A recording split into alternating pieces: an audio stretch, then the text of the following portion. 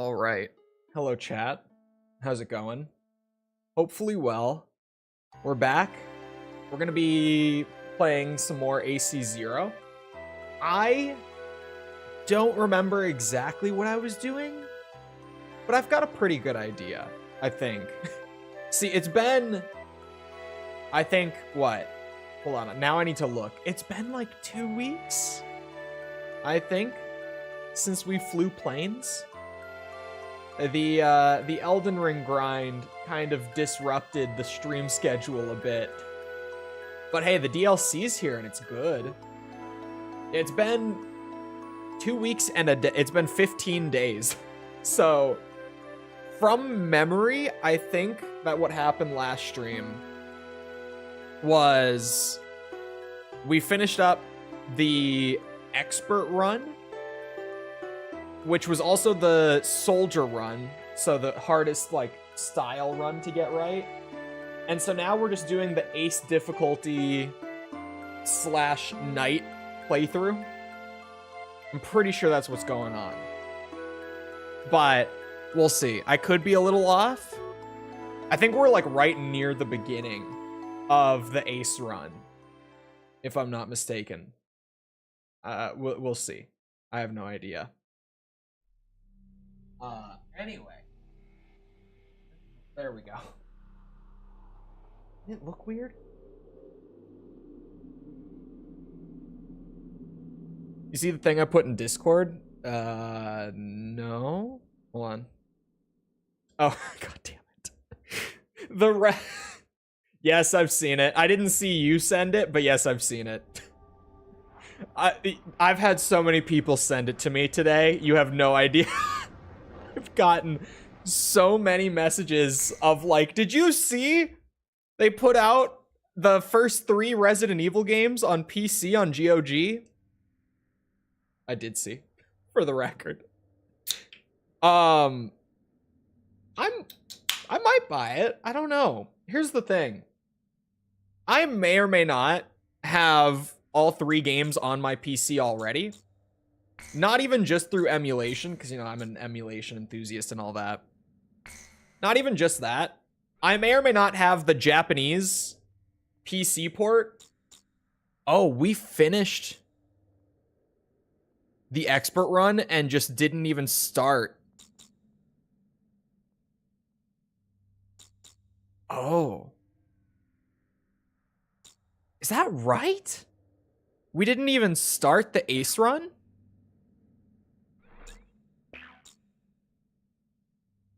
Hold on a minute. That doesn't feel right. Sorry, I may or may not have the Japanese PC ports, like all 3 of them, that have also been modded. See, I thought so. Hold on. Give me that. Oh no, that's style. I'm stupid. That's style.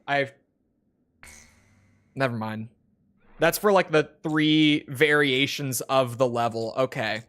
That's why this is double blank too. Yeah. Never mind. But it also says that we cleared 2 on the save file. But it doesn't show a rank on 2. Did I actually clear 2? We'll see. First thing that I want to just look at, when we get to mission 8, I'm doing the B route, the middle route. I just gotta remember that. That's all. Where were we? And then, yeah, we're gonna have to do a little... The Belkan War is shrouded in mystery. Cutscene. That's where now, we were. A decade after the peace accords, a portion of the records was finally released. I quickly got a hold of it. Wanting more details, I acquired information from unknown sources. There was a reason for my obsession. What was it? The roots of the war lie in the Belkan Federal Law Review that took place in 1988. Belka, suffering from economic strife, permitted its eastern territory to secede. And the Republic of Ustio was born. I'm just absorbing the lore here. Economic troubles for like the 4th time. Meanwhile, taking advantage of the situation, the world superpower Osea continued to flourish. I know Amidst the Osea. economic panic, Or the depends what extreme game we're right-wing playing. party took power within Belka, aiming to restore strength and stability to the nation. And on March 25th, 1995, with the discovery of natural resources in Ustio, Belka began to invade its neighbors. It was the beginning of the Belkan War. Unprepared, each country fell quickly before the might of the legendary Belkan Air Force. Damn right. In just a few days, they They're occupied very all legendary. They territories fly through the except for ground and mountain shit. range. In response, Never seen anything the like it. occupied Ustio government military placed all their hopes on a joint operation between Osea and the foreign mercenary forces. This, of course, can be found in any history book. Any. But I noticed a strange similarity in the materials I gathered. There were several accounts about a mercenary, all followed by the code word, demon. But most of the information was incomplete. Still, I was intrigued. I forget every time that we play this I game. decided to pursue the history of the Belkan War through this mercenary. Demon Lord gets at least one laugh out of me was per certain I would session. find something Minimum one laugh. Would it be the hidden truth behind the war? Or just another battlefield So legend? goofy. I love it so much. I wasn't able to meet the mercenary himself. Actually, it's questionable if he ever did exist. They were really But thanks on to their some old edgy friends in arc the military, with I the was able to PS2 track down games, several particularly individuals 5 who and knew him. 0. They were just like, yeah, these pilots, Soloing they're demons. is one such man. Rosgree's demons. Demon Lord demons. They're all demon. Okay, so the save file said clear as in going into mission 2. That's why I was confused. With the Resident Evil ports though, maybe I will buy them. We must regain control over Route 171. Because currently Resident Evil's in second place for the next review series. Bridges along this route. Three over the RA And it River, could all pull have into part of the first. Belkan Armored Corps. Like, it's very reasonable to think that it could. Attack on the Belkan forces. If that happens, I might pick up the new ports just because, like, It's blocking passage along this route. newest, fanciest version. I think there's, like, some enhancements in them, right? Hold on, Tom sent me the GOG link. Here we are. Alright, I think they've just, like, tried to make it, you know, the quote-unquote definitive version of the trilogy. Hold on, I read it at some point. Ooh, what if I have to? I think I have to go to the individual pages. This is what I read, yeah, because I was like, where was all the Japanese? I remember when I was reading this, like, half the page was in Japanese. But here we are. Full compatibility with modern OS is just, like, the basic thing. It has all 4 localizations of the game included in the GOG release. It has an improved DirectX renderer, which probably won't really do a whole lot, but cool. New rendering options. They have anti-aliasing built in and integer scaling. Interesting. I wonder if that will make the backgrounds look any nicer or not. I don't know, because I doubt that they up-res the pre-rendered screens. Improved timing of the cutscenes, I'm assuming just means that they fixed the little, like, micro stutter that the cutscenes always had in RE1.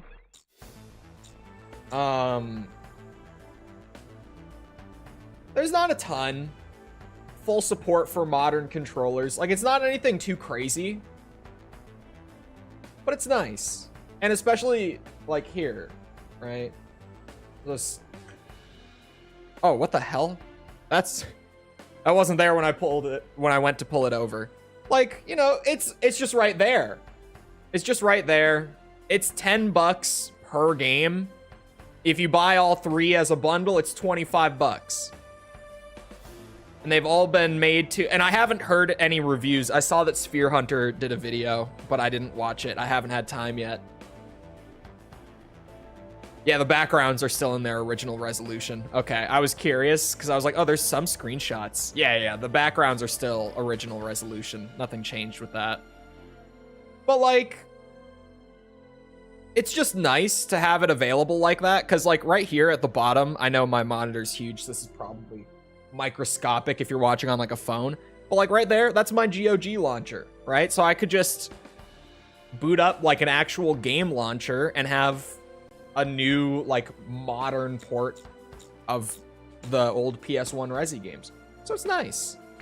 For someone like me who's such a Resident Evil nerd, it's not like the most exciting thing, because like I said, I have the Japanese ports already with mods in them to translate them to English, and I have like all the little enhancements and stuff to mess with. That's like all in a config file too, so I can just turn it on or off as I want. It's like I have really nice PC ports of the games already and native ports. But it's nice to have stuff like that, where it's just easy and accessible, because you know what's not accessible? Downloading the Japanese ports and going through the whole installation process and then getting them to run on Windows 10 and then installing the English mod to translate everything. That is not accessible. That is kind of a pain. But it works. It is night runtime. I don't know what plane I'm flying. I might buy the Tornado. I'm thinking about buying the Tornado is my conflict. I was like, no, I'm not going to do it. But I kind of want to do it. I could save for some crazier stuff. You know, I'm never going to have another time where I'm willing to fly the Tornado. Like, we're doing the Ace run. This is the Tornado's chance right here. This is the one time that I'm going to want to fly it. Give the Tornado its time in the spotlight. Where the hell is it? There it is. I have the hiccups. Bad. I'm trying to hold them. I kind of like the standard paint the most. But I just earned the oh, the soldier has a little shark mouth. Okay, never mind. I like this one the most. Never mind. I'm a simple man. Shark mouth won me over. It is night run time, yeah. Although,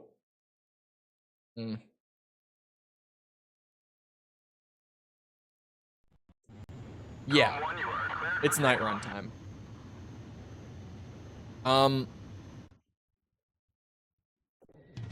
Hold on, I need to go back. I need to go back. Hold on. I don't know where my ace style is sitting, which is something to be concerned about, genuinely. So hold on. Because while I do want to get to the night style, I want to get to it specifically on mission 4. Because the first 3 missions... Ace style. Why did I go to game data? The first 3 missions, I need to get the soldier version of them unlocked for like free play and stuff like that. Oh. I wasn't. Okay. Ah, there we go. Oh, I'm glad I looked. It's mission 3. This is mission 2.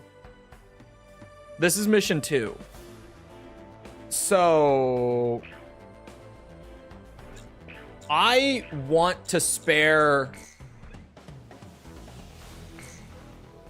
more than half, but not a lot more than half. Just ignore the yellows. No. We don't want to dip into night until exactly mission 4. Exactly. We could do it later than that. We can't do it earlier than that. Ideally, exactly mission 4. If it's mission 5, it's like, okay, whatever. I have to play mission 4 one more time after this.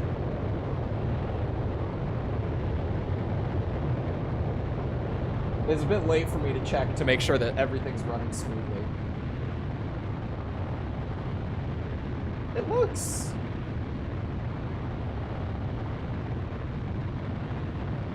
It looks smooth. There's a ton of delay on it. So it's hard for... It is smooth. Fuck, I skipped it. I forget you can't pause during it. It's smooth, but it's not 60. It's not as smooth as what I'm playing. So hold on, let me fix it for you guys real quick. Say hello to the void.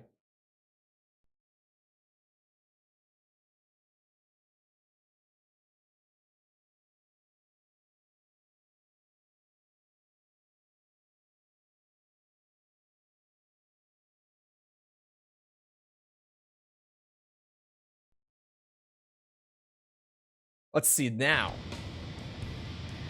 Now that's 60. That's smooth. Do you have the night style for mission 3? No, we only have the mercenary style. So I want to get the soldier style unlocked here, like while we still have it right off the bat. And then we're gonna, what's it? We're just gonna have to play the first 3 missions again after the night run and continue as a knight. So yeah, we're gonna do like a 2-to-1 ratio this time around with yellows. Shoot 2, spare 1. Or sorry, shoot 1, spare 2 is what I should be doing, rather. Woo! I almost did that too, because I was saying it. 3, 4, 5, 6, 7. I can't do math. Hello, Jess. I want to shoot 1 more, right? Because I do want to move a little closer towards night. Not too much closer. Oh, that's an ace. Because, yeah, we need to get every, like, mission variant opened up for getting all the aces. Just the smoothest way to do it is in, like, the 3 plus 1/10 runs of the game. Sorry, my hair is a fucking bitch today. Just unlock everything and then worry about like all the aces and collection and blah blah.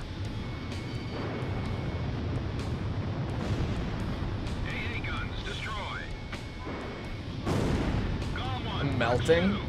How hot is it in the UK? Because the US, at least the east coast of the US, is having a major heat wave. Has been having it.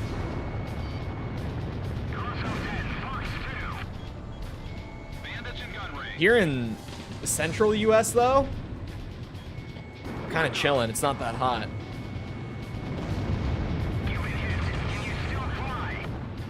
It's like about normal for this time of year, which like it's warm. I don't like it, but it's not that bad. Southeast and it's 97 outside. Yeah, fuck that.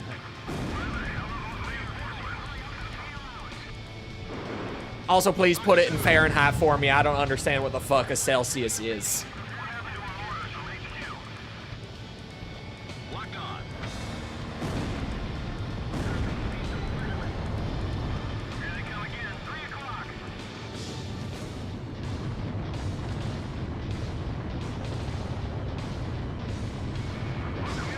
Exclusively for targets and aces. Didn't people say the, what's it called? The greens don't count either way? Now I have to rewrite what I was gonna say. You don't have to rewrite it. Just put it in Fahrenheit. You gotta like add 32 and then times, what is it? What's the multiplier again? 87.8 in my house. I don't even know what it is here today. It's not that hot. At least it didn't feel that hot. And I'm wearing long sleeves, so I don't think it's that hot.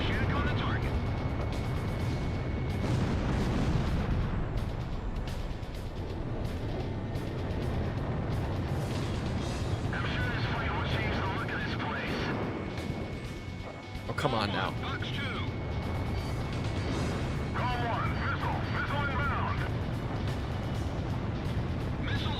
He's so fast. Oh no, I'm just flying the tornado. I looked over at my speed after saying it.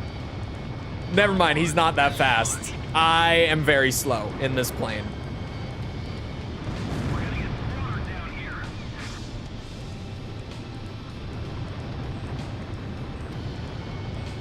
Times 1.8, that was the multiplier. I couldn't think of it. I knew it was plus 32. That's the easy part to remember. Because 32 is our, what's it? Freezing temp. So at least it's easy for me to remember as a Freedom Unit user.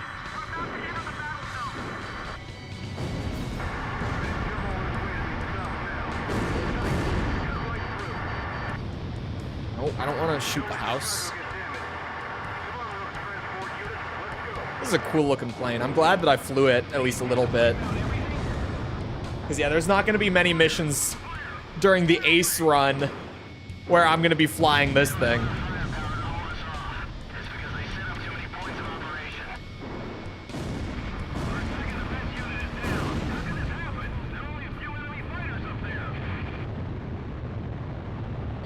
Operation complete. Now the Allied forces can secure a military transport route. Well done, Galm Team. One of them fancy new builds that keeps heat in really well. Your new houses in the UK are designed to keep heat in.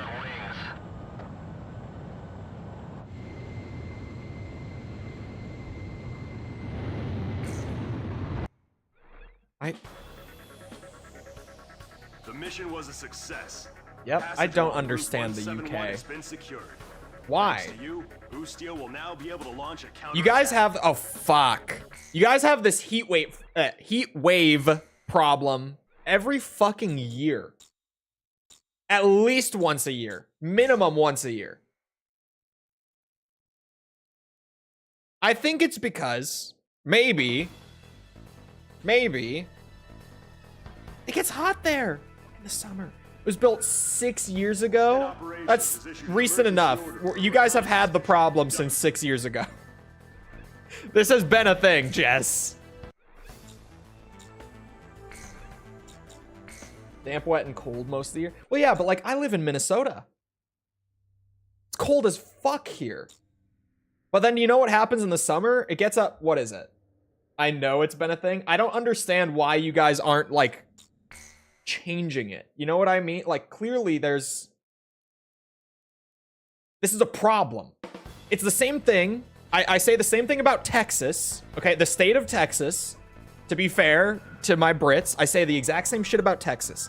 Every year, it snows in Texas, and they have zero infrastructure for dealing with the cold or for any snow or freezing whatsoever. So, like, the entire state gets shut down for, like, 1 or 2 weeks a year whenever it snows, and, like, people die from the cold because they have no way to manage it in Texas because normally it's hot. But, like, this happens every fucking year, and people legitimately die from it in Texas. I'm like, we need to... Clearly, there's an issue. We need to be able to deal with the cold. Even if it's for 2 weeks out of the year, we need to be able to deal with it. Like, up here, Minnesota, we got that shit figured out. We deal with both. Perfectly. Like, legit, we deal with both. It's possible. You can have the infrastructure for both. Granted, it's really expensive to live here, to be fair. The living cost is really high here, so. Didn't I quit out? Oh, I have to quit out and load the game, don't I? Oh, not save. Fuck. I was confused because I was like, I should have to buy the tornado again.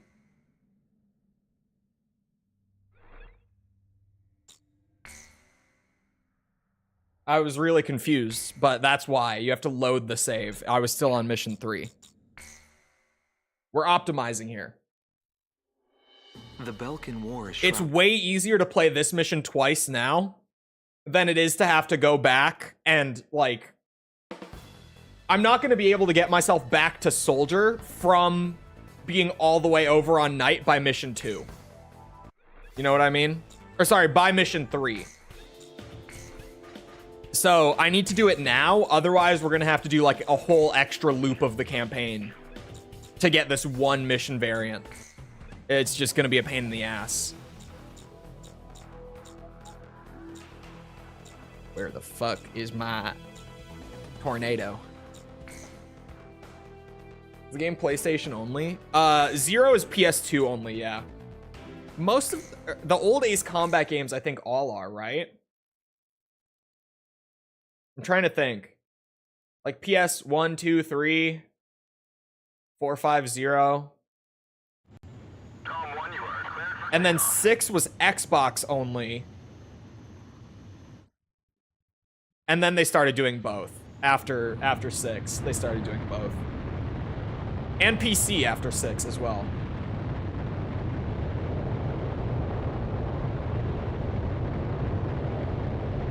What am I trying to do? I need to get the soldier, like we're doing the night playthrough right now, but I need to unlock the soldier variation of mission 3 before I move forward with the night playthrough.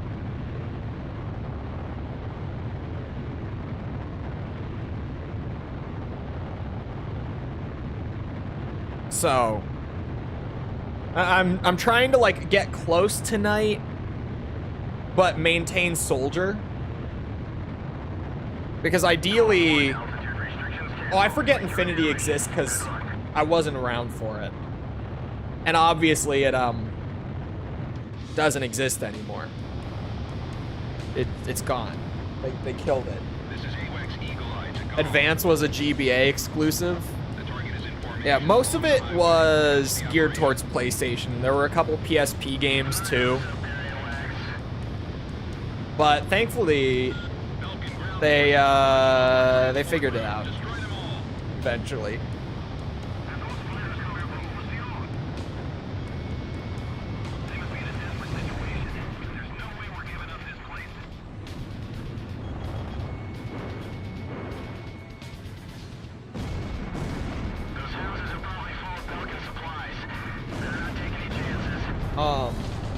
Oh, sorry. The weather here, when I said like it gets hot here, feels like 84 today for us Fahrenheit. What did Jess, inside Jess's house is 80, what did she say, 87? What was it? Inside my house it doesn't feel like 84. Outside it feels like 84. And that's Minnesota summers. We get into the hundreds a decent bit out of the year, like out of the summer, not out of the year, out of the summer. We will be up in the hundreds.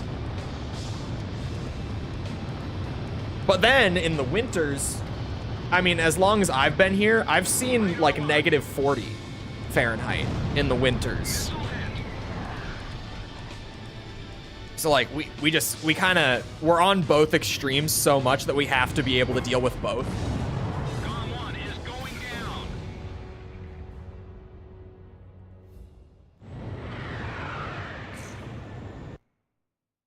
This is one of the games from the sequel. What do you mean the sequel, Ace Combat? Legacy was 3DS. I forget about Legacy a lot. Like I just repeatedly forget that that game exists despite having played it and actually liked it a pretty good amount. It's weird how often I forget that Legacy is a thing. Series? Yeah, it's part of the Ace Combat series.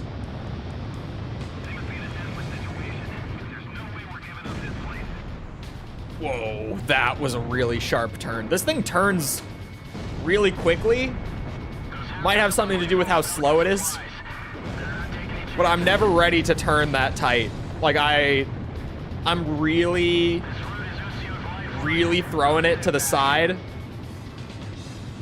And then all of a sudden I'm looking at the ground before I know it.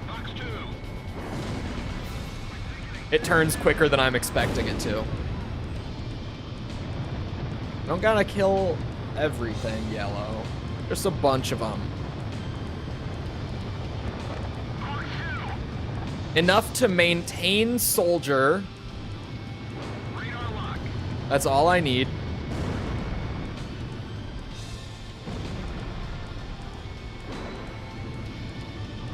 Living in the oven. I'm trying to think. 40... What is 40 Celsius in Fahrenheit? I feel like I should know this, or at least like roughly, not exactly. The math is not gonna happen right now. I mean, maybe it is. Hold on.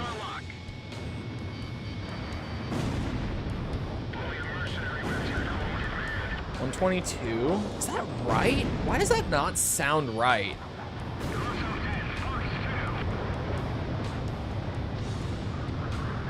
Why does that not sound right to me? Because the math comes out to being like... No, the math comes out to like 100 some-ish. Somewhere around like 105. I'm not doing it exactly. 122? That can't be right. It's 122? 40 Celsius to Fahrenheit. No, it's 104. Google says... Oh, 50. Oh, you guys were doing 50. I was doing 40. And I was like, you bitches, it's 104. As soon as you said Google, I'm like, we can't be talking about the same number. Yeah, 50 would be 122. So yeah, on the Celsius scale, Minnesota does get into like the low 40s Celsius. Like it happens like every summer. But then, actually, I think, isn't negative 40 like a... I think it's a point where... Oh, I don't remember how the numbers work out on this. I think it's actually about equal between Fahrenheit and Celsius when it comes to like around negative 40. Isn't it?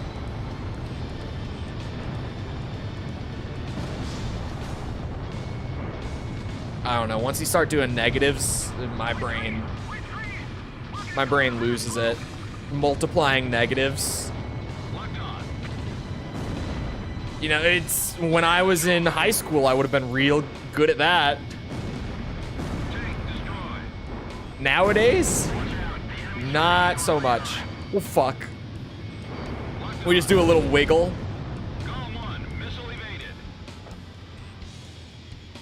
Oh, shit. Okay, we're not making that shot. It's just not happening.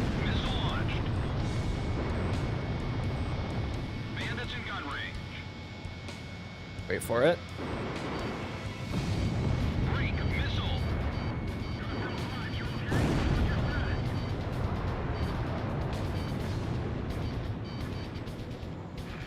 Multiplying negatives is fine. Negative 40 times 1.8. No, it's not. I don't, what? No, it's not fine. I can't do it. I was a systems designer. I was the spreadsheets guy. And I still can't do that mentally. Once you're out of school, it's just, you have no reason to. No one is multiplying a positive and a negative. Negative 72? Aha. So it is equal. Yeah, negative 40 Fahrenheit is negative 40 Celsius. Legitimately.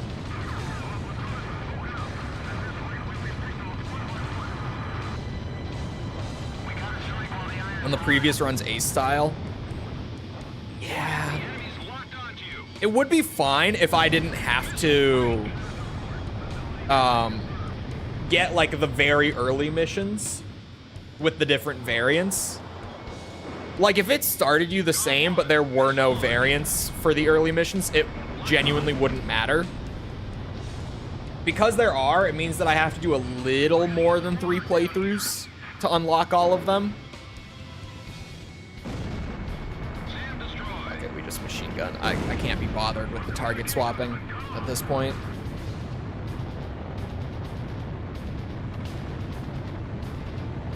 Multiply it as a positive. Slap a negative at the beginning. Oh!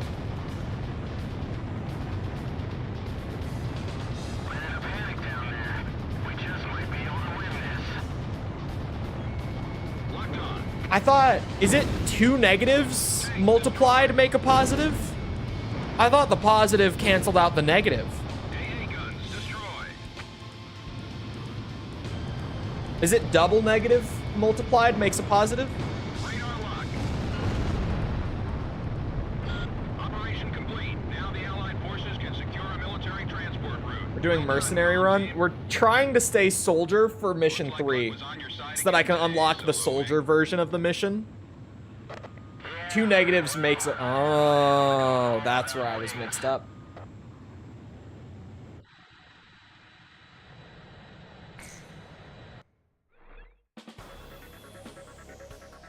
The mission was a success.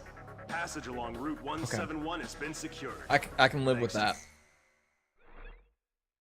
We stayed pretty much the same. Like the slightest inch back towards mercenary, but it's fine. It shouldn't matter. Positive x negative makes a negative. And why does it even work like that? Like, I know that my thing, Operations has issued an emergency order for the reason I was so bad at math in school, in like, from like middle school through high school, I was awful at math. College, I was actually really good at math. The reason I was bad at middle school and high school math is that every teacher tells you this works this way, and it only works this way, but they don't explain why it works that way. So it's just like a memorization thing. If I knew why it worked like that, dude, I would be so... I've brought it up before.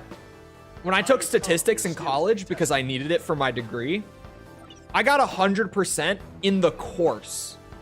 Not like on a test, or like I got 100% in the course in statistics in college because it made sense.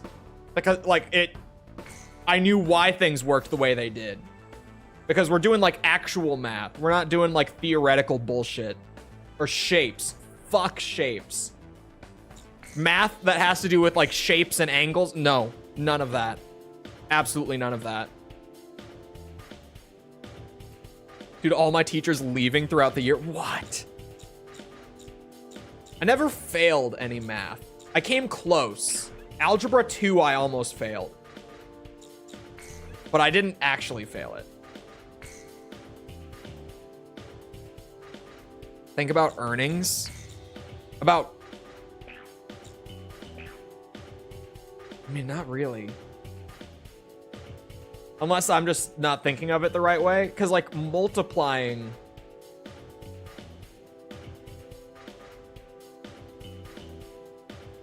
Hold on. No, it doesn't work like that. Oh, I guess with debt, it could. Hold on. My brain is working overtime right now. Give me a second. The wheels are turning. Can you hear them? So, if I took out a loan, let's say I start at $0. No, fuck that. Let's say I take a loan and I'm already $20,000 down. I take out another $20,000. Oh, it makes sense. I got it. I just got it. Yep, it clicked. As I was saying it out loud, I was like a little bit further ahead in the actual thinking. I got it. All I do is shapes and angles. See me after class. Bro. You know what is the worst part of game dev in terms of like scripting and stuff? It's all the angles and the math behind it and everything. Jesus Christ. Jesus Christ. Like a month ago, I set up this fancy like weapons prototype that may or may not be broken currently. I don't know. B7R, aka the round table. And like the easy math for me is like calculating the random spread on the bullet fire when you're like hip firing it, right? I don't have a problem with that. No, even though it is like trig and stuff. What's really weird is like the physics with like weapon sway and the only rule of engagement was like the, well, I don't even know the term for it. Like I can't think of it for some reason. It's just another form of weapon sway where like if I walk to the left, my gun kind of like tilts towards the left a little bit while I'm walking that way, sort of thing. That math was not fun. You guys should actually see the math because it's visual scripting too. I did it through Blueprint. So the math for like the bullet spread is this fucking spider web of trigonometry just everywhere. It's like, it's awful. It's so bad. You mean recoil? No, I mean spread and sway. The recoil's not that bad to calculate in terms of like scripting. What's hard to calculate is like that little offset where it's like, oh yeah, if you hip fire in a game where you have ADS, because this little prototype did. So it's like if you aim down your sights, you get like a perfect shot every time, right? But if you don't, then the bullets go everywhere, Call of Duty style. So it's how you calculate where those bullets go and make it different every single time the gun fires. That shit. The math for that is crazy. I should pull it up. I should. I have Unreal installed. I could pull it up.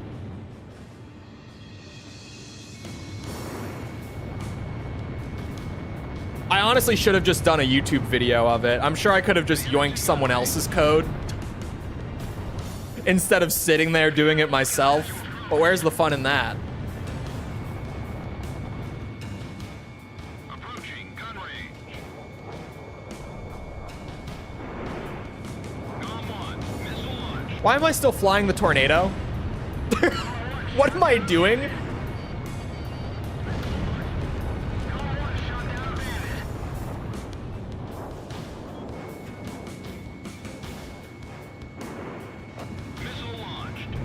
Oh god.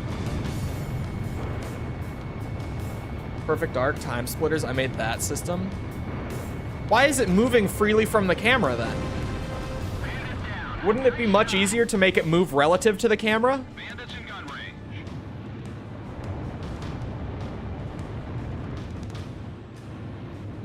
I can handle this.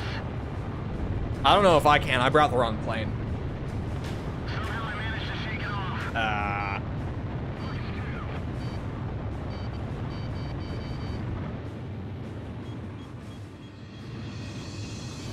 Approaching gun range. Locked on. Missile turning to evade. Oh, Jesus.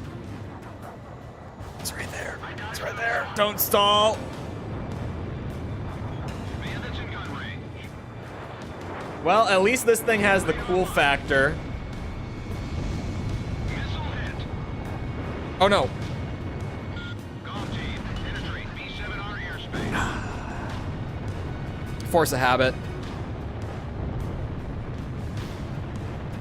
I don't know why you'd bring it to an air-to-air. I wasn't thinking, I was talking about math. And trying to understand how the positive negative thing works.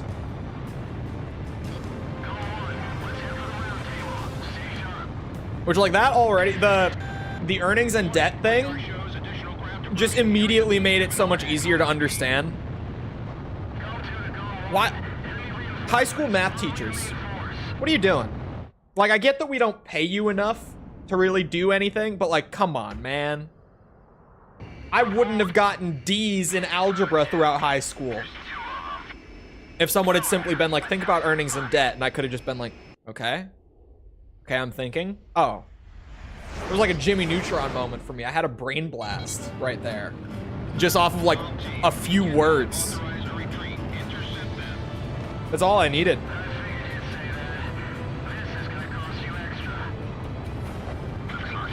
But they really don't get paid enough to do that. I wouldn't put in much effort if I only made like 40 grand a year either. I don't even know. Some of my teachers I think made less than that. I had one teacher who told me how much he earned. I was a favorite of his, and he was just very like goofy and just talked about nonsense all the time. And he straight up one time was like, yeah, I make like 45 grand a year. But he was like one of the, Belkan priority. he was like one of the teachers who had been at that school for the longest. And like one of their best teachers. He was probably the best teacher I ever had like in any school experience. Like he was probably the single best, to be honest. And he made 45. So I'm sure like a lot of my teachers likely made less than him. Enemies on radar. Exercise And caution. just Christ. We didn't get to the knights. No, we need the soldier squadron because we never got the soldier squadron on the last run. So instead of trying to pull back to soldier from like pure knight, it's easier to just stay like in the middle for now and then dip into knight and get those missions later. Because I needed to get missions like 2 and 3 for soldier.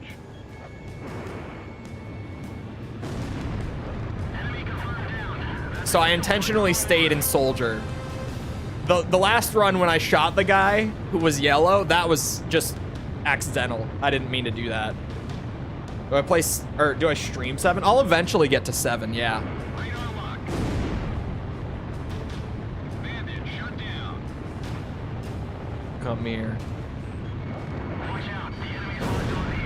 I look forward to that. I like 7 a lot. I think 7 is... It's probably my second favorite. Yeah. It's probably my second favorite Ace Combat game. Missile hit. 4 is definitely still my favorite, but 7 is close. Approaching gun range. Just good. Missile launched. Just feels good. Got fun gimmicks, but not too gimmicky. I like the aircraft tree. Good game. 0 is the best. I disagree with that statement. Radar lock. It's a popular opinion to hold. Down. I disagree. I can't believe Joint Assault has a mission with a 747, and it's a good mission too. Is the like that's one of my favorite missions from the PSP games. Is the thing. It's crazy that it has a mission where you fly a commercial airliner, and it's like one of my favorite. It's probably one of my like most memorable Ace Combat missions from the full playthrough of the series.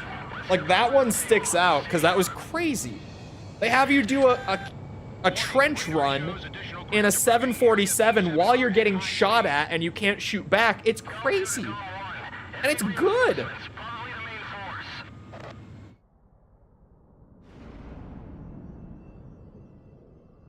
I like that mission.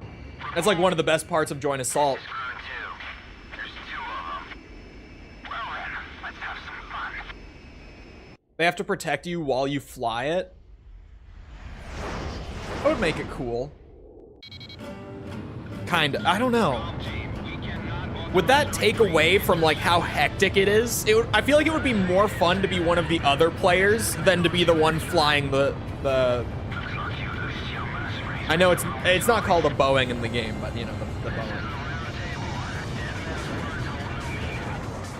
Easier to say than 747. But like that mission's kind of fun because of how like hectic it is and the fact that you can't shoot the other targets out to make it easier. So I feel like if you're the one flying the actual plane, it would like take away from it a little bit. But if you were the other players like protecting the one in the plane, it would be really fun.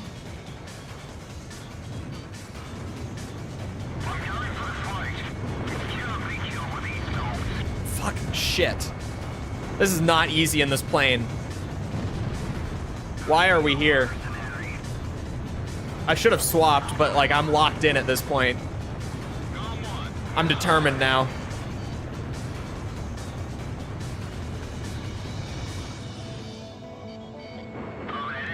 That's not gonna hit him. For a second, because of the load distance, I thought he was turning towards me.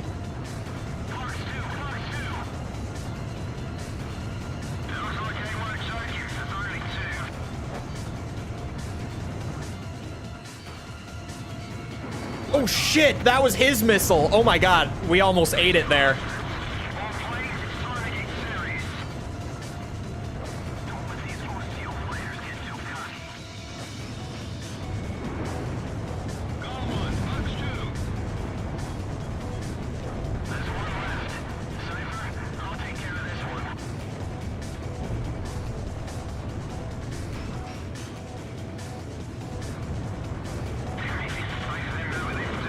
Oh, no, he's turning towards us. I thought it was away. The load distance really fucks with me a lot in this game. Well, I mean, in all the PS2 games, it's the same across them, but... There we go. The tunnel run is crazy in Joint Assault, too. I think Joint Assault has some really good, like, mission design and variety. Gaming Geek, thank you for the sub. Appreciate it. I just wish it didn't have that awful flight model, because that game actually could have been peak. Aside from, like, the story is ridiculous, too, and just kind of stupid. But, like, in terms of the gameplay, it could have been, like, peak Ace Combat were it not for that flight model. Because the missions are so good, they're just seriously held back.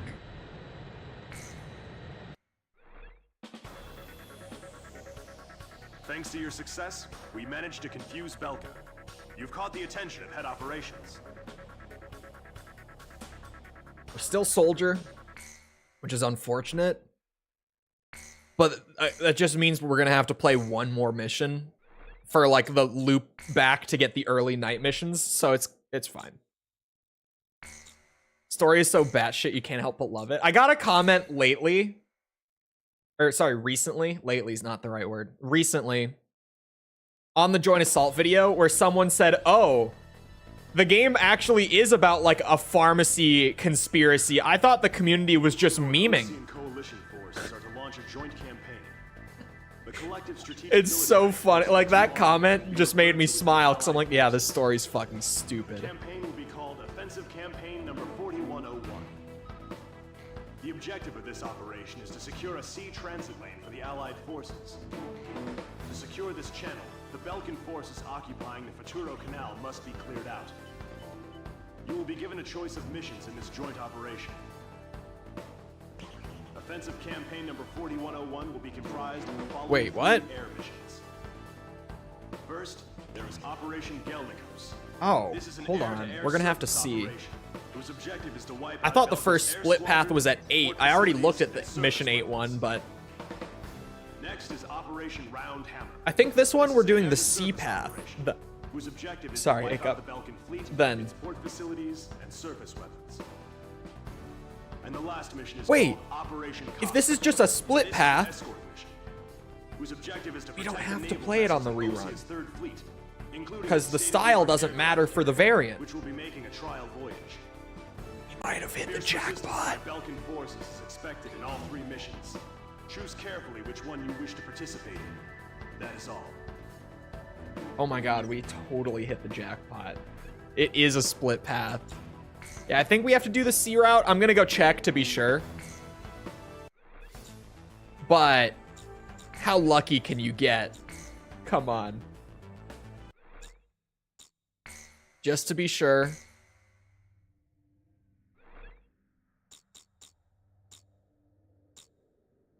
Yeah, okay. We just need to do the sea route, and then it goes back to being variants based on style. So as long as we get into night on this mission, then we don't need to do any extra play past the first 3 on, like, the little extra loop to wrap things up. Which would be awesome. Sometimes we just get that lucky. You should pick the F-14.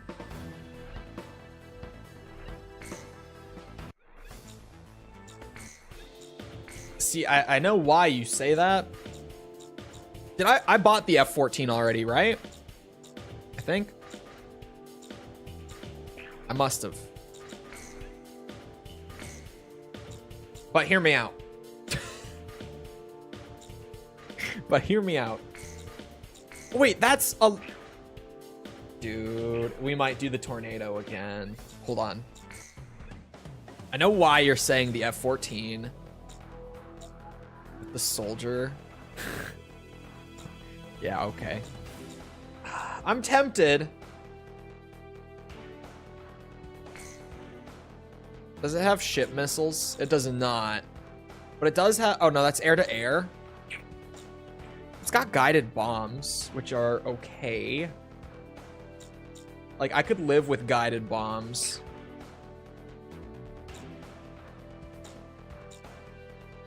But, man, this thing's so cool, and it's got air-to-ship missiles that I just bought. Oh, the mission is air-to-air? Oh, I'm defending. I'm stupid. I'm defending the ships, not shooting them. All right, you win. My brain was like, ships, ships. Got it.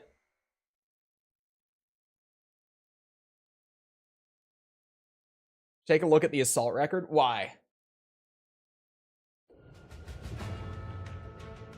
Hello, Kestrel. Cover the Allied fleet so they can pass safely through the canal. No mistakes. It's me, the Rosgrees. 10 years in the past.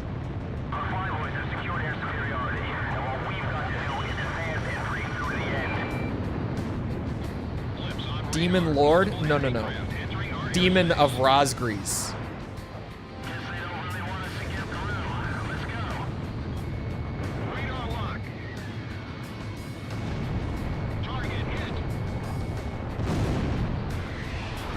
Oh, no, why are we locked onto that? Neither of those are hitting.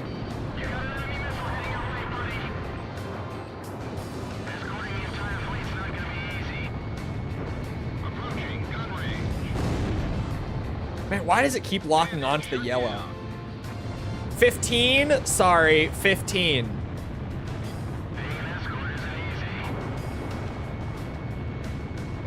Why did I say 10? Where did 10 come from? Didn't come from the other thing that I'm working on.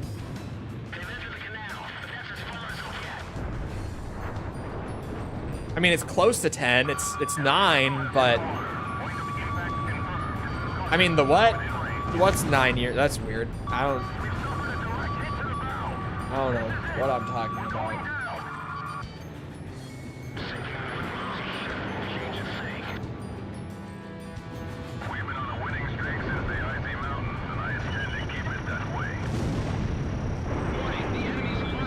Who's it gonna hit?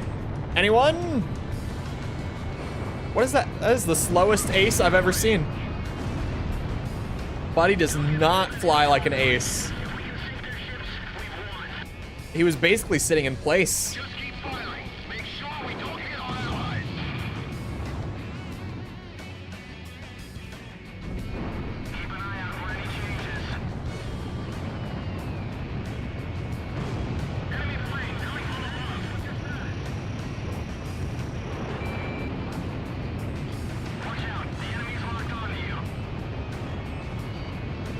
How does it be, or fuck, I can read. How does it feel to be in the war from 15 years ago? It's aight. At least the missions are fine.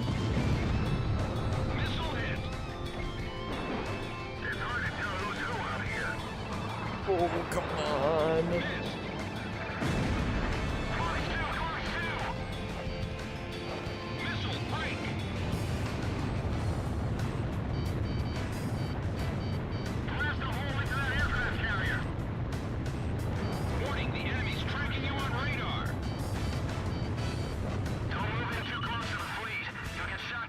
Knew the... Oh no. Yeah. The demons of Rosgrees were time travelers? Of course I knew. What, are you a fake Ace Combat fan? You don't know the lore? Of course they time traveled. You missed that part? Huh? Come on.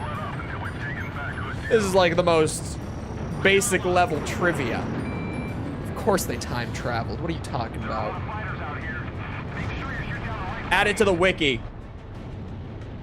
Our fleet has finally made it through halfway. Keep it up, Galm Team. We're counting on you. I want to see it on the wiki.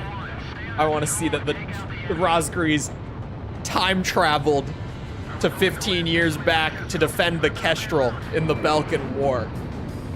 They used Belkan. We got our hands on Belkan technology.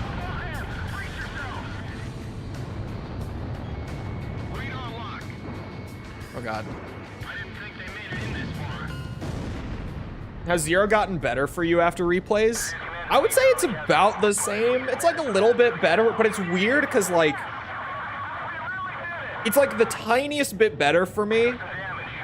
And it's really not even because of like anything that this game does. It's just from not making the same mistake that 5 made. Like, it feels really good coming off of doing 5 Operation Costner by succeeded, comparison. contributing to the overall success of campaign number But it's not even that 4101. Zero's missions are great. It's just that 5's on replay are pretty brutal. Zero has a couple really good missions, but in general, I feel like they're just very average missions. Oh, fuck. Ooh, okay. It's fine.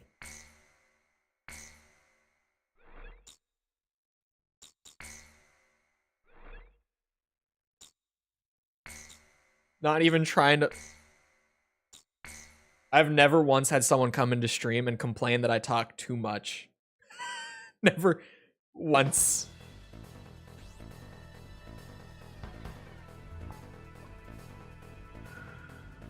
The mountain town of Solus Ortis. Not even trying to play the game. Ustio's capital, Directus. He has a point, Jess. I don't want to hear it. Will deploy airborne troops, comprised primarily of Osia's 101st Airborne Division. They come from a time where the Belkans won in 5, like the Terminator plot. I want it on the wiki. Can we make this happen?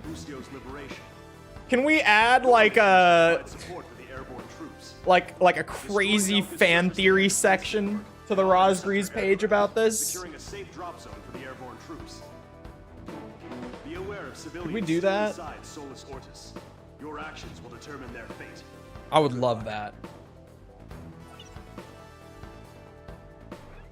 As if the Ace Combat community isn't already generally fairly sick of me at this point. After the Joint Assault video and the Zero video and... yeah. I'm trying to... no, that... oh, I love the F-16. Oh, I love it so much. I want to buy it. I'll buy it.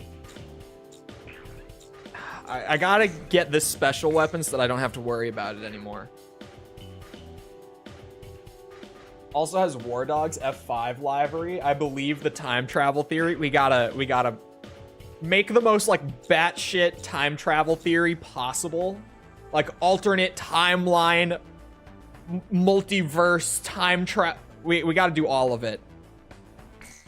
It's just gotta be like the most stupid theory about about how like the Rosgrees and War Dog are in the Belkan War. We gotta make it happen somehow. Sorry, what mission is this? I was so preoccupied with time travel. The mountain town of Solus Ortis is located just outside Ustio's Oh, capital, okay, this one's like a mix, right? This one's a little bit of both. It says it's just ground. Am I thinking of the wrong mission? Or am I being fooled? I think this is both, but it says it's just air to ground. I'm gonna take its word on that, and I'm going to bring the tornado. I would rather have those. Even if I'm not going against ships, the bomb dispenser is just... I don't like it.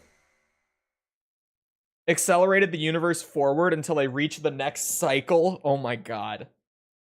I like the Terminator idea. I like that idea a lot. Escort units, this is the 122nd Airborne. We're now entering the designated airspace. We can't return to base. The Belkans won, so they went back to the Belkan War.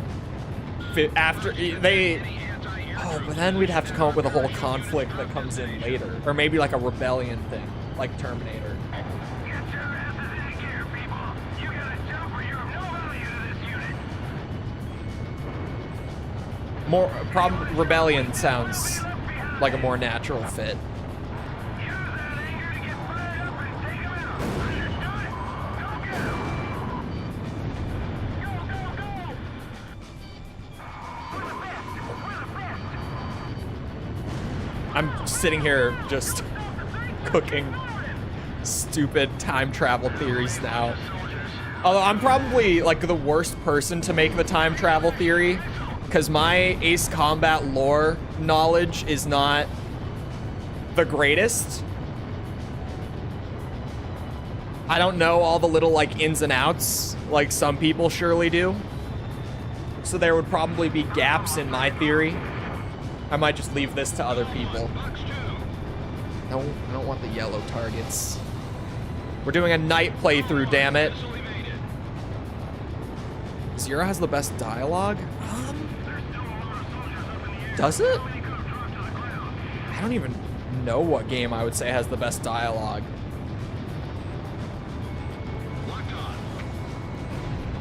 Oh, I'm saying Ace Combat 6.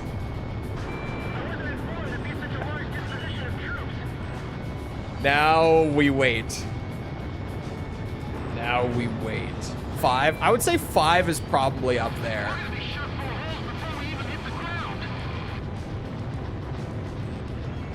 Because as much as like Pixie has some really good lines near the end of the game, I feel like other than that, like I feel like 5 had a lot of good dialogue throughout the game. And I remember characters from 5 more fondly than I remember characters from 0, with the exception of Pixie. Right? Like, I like Pixie a lot, but I also like Chopper, and I thought there were planes. I was being fooled. Sorry, I like Chopper, I like Edge, I like Grim, I like Bartlett. I like Pops a lot. I like Chopper a lot, for emphasis. Chopper might be my favorite Ace Combat character. Period. If I had to pick one, probably.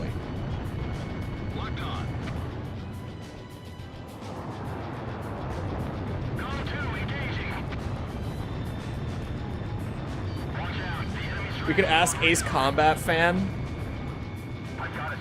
Ace Combat fan seems like a real one.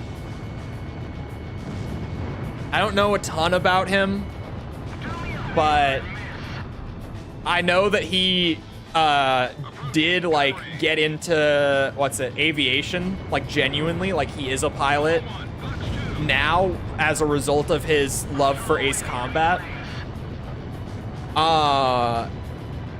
And I know that he let me use some of his Ace Combat Infinity footage.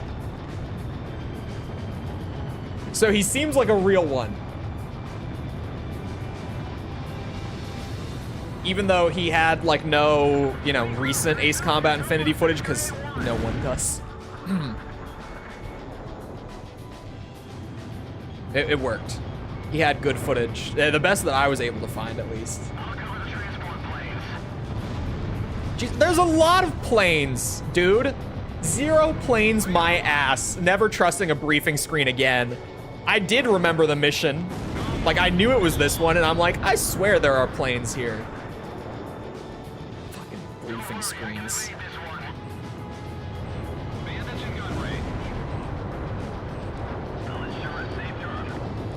convinced me to bring the tornado. I put a little too much trust in it. Approaching gun range. Our allies' support operation is going as planned. Continue on with your duties.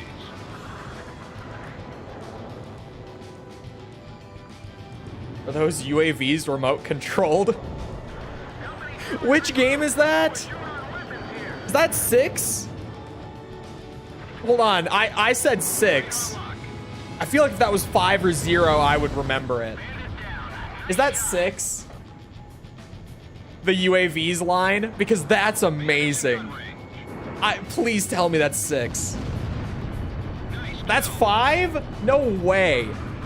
How did I not make fun of that? How did I just miss, like I glossed over that? It's funny as fuck. No, 6, we all know the greatest line of dialogue in Ace Combat history comes from Ace Combat 6. Whether you've played the game or not, you know about it. Like, we all can obviously agree that that is the single best line of dialogue to ever come out of the franchise, right? Surely. From Edge. That is an amazing line. Sector C8 is now secure, but we don't have much ammo left. Can you drop us a container?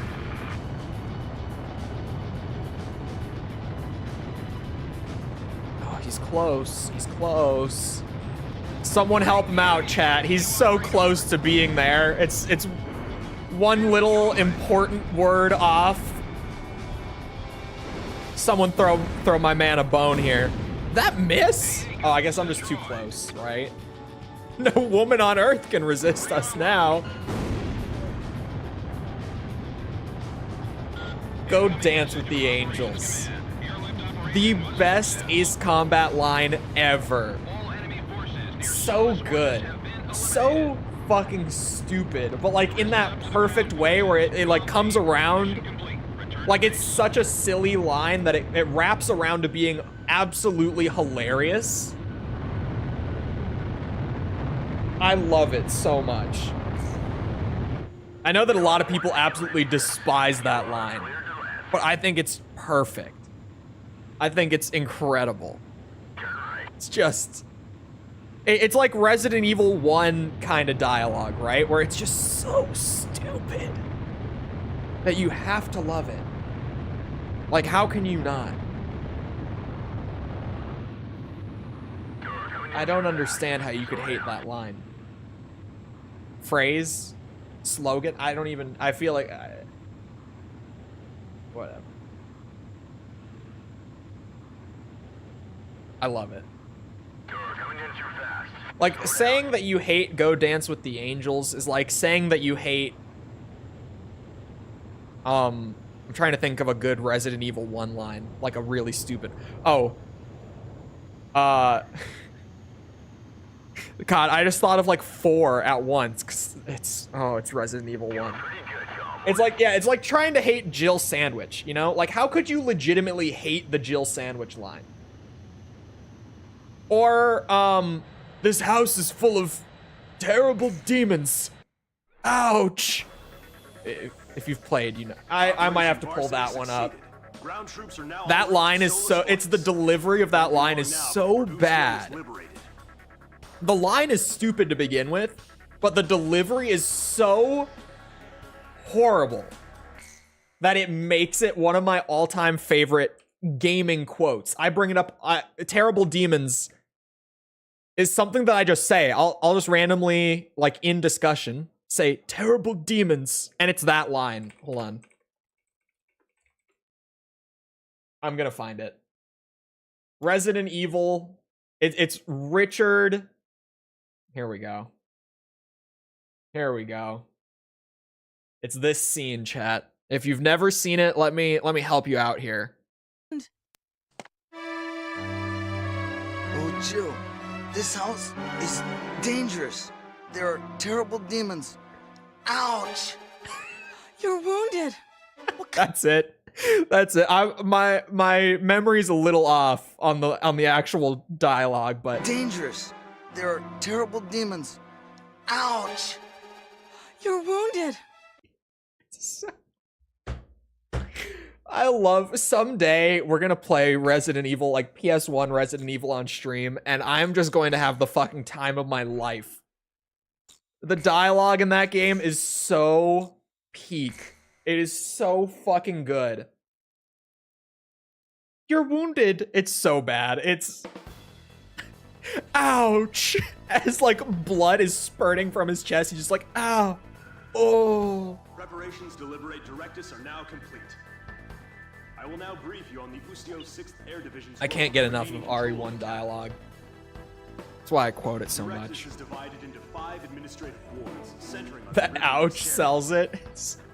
Powerful weapons have been placed in Well, each ward, comprising the Belkan army. so we know now why like old Resident Evil games had just the worst voice actors.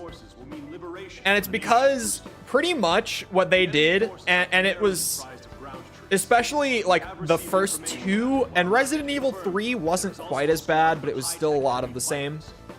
What Capcom was doing back then for the English voiceover was they were pretty much finding like whatever American actors in the area of Tokyo that they could in the 90s. They were trying to find like American actors based in Tokyo who were doing like Japanese television, films, commercials, whatever, to do these games. And they were like actors. Like Jill's actress. The internet spent like 20 years trying to figure out who her actress was. They eventually found her and did an interview with her. And she was living in Tokyo at the time, just doing like commercials for random Japanese products. Like that was what she was doing for a living.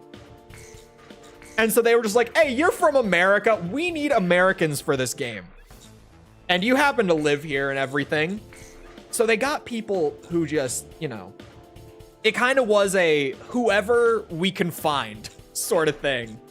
And it led to that shit. Along with just the translation from Japanese to English being poor on top of that. The actors were awful. But man, I'm so glad that they were. Because like now we have the remakes of the whole trilogy too. And 4. 4 also had some awful... 4 was more of a dialogue problem. The actors weren't so bad. Okay, this one is a mix. At least according to the screen. The actors weren't as bad in 4. They weren't great. But 4 was mostly a script problem. If you've played like the original Resident Evil 4, sweet Jesus, man. The writing. It's just... I mean, there's a reason there are so many memes from Resi 4. Oh, it might be the flanker. I think it is. I think we take this bad boy out. Ooh. I like the soldier one. Pirate sailor guy. Yeah, the little Napoleon dude. Whose name? Salazar. I was like, his name always escapes me when I try to think of it. Salazar. From Resident Evil 4. A lot of people with the remake were so disappointed at how much they toned down Salazar's goofiness to begin with. A lot of people don't like a lot of the toning down of the Resi 4 remake. I think it's a good thing. Because, like, we have the original. I can go play the super goofy RE4 whenever. Check the F5's soldier library. You're going to have to remind me when I'm in the hangar. But, yeah, Resident Evil 4 has exchanges. Oh, yeah, they also cut out, like, all of the Leon talking to the villains over FaceTime moments that were super weird and out of place in the original, because, like, Leon would just get on a call with the villain, and the villain would say shit like, I've sent my right hand to dispose of you. Leon fucking goes, your right hand comes off? And it was just so dumb, like amazingly dumb, fun, stupid, as I always put it, but like What the fuck? You can't do it in like a serious remake. You just can't have those exchanges in there anymore. Thank God. Like, for having a more serious, like, now, like, modern canon RE4, it needed to happen. But man, I love the original script of RE4 as well, because it's just so dumb. It's just so dumb.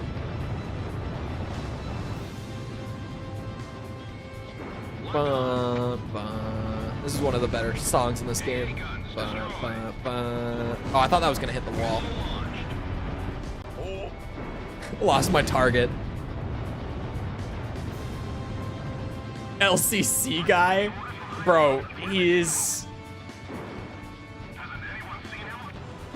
Should have picked up RE4 HD on sale. Well, if you're on PC, I mean, assumption, most people aren't. Most people are PlayStation nowadays. But if by chance you're on PC, Steam Summer Sale starts tomorrow. I've got a bunch of shit that I need to pick up on the summer sale that I'm either picking up to play like just with friends for fun, but more so like stuff I need for the channel that I need to pick up like tomorrow when it all goes on sale.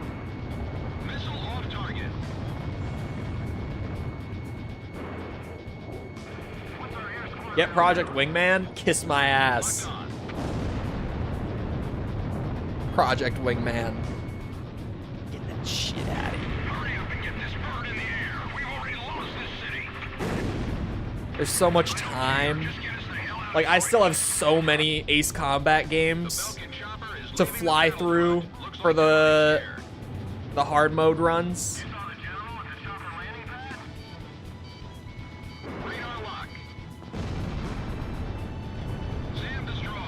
Steam sale, time to take out a mortgage. Bro, it's so bad. I always spend more money than I really should on a Steam sale. I think most people do. Because it's just everything goes on sale, and it's like, well, I have to get it now. And then, you know, we all end up with like the Steam library that's like 200 games long, and you've only actually played like 100 of them. We've all been there. We've all been there. Happens to the best of us. All those backlog games that you buy on the summer sale, and then it takes so long for you to get to them that you forget that you own them, and it just kind of sits there. Happens. I have a ton of that in my Steam library, although a lot of mine is shovelware, to be fair. I have a lot of like random like games that aren't even supposed to be good, but I just want to play them for myself sort of thing in my library. And I have so many of those stockpiled that I have not played.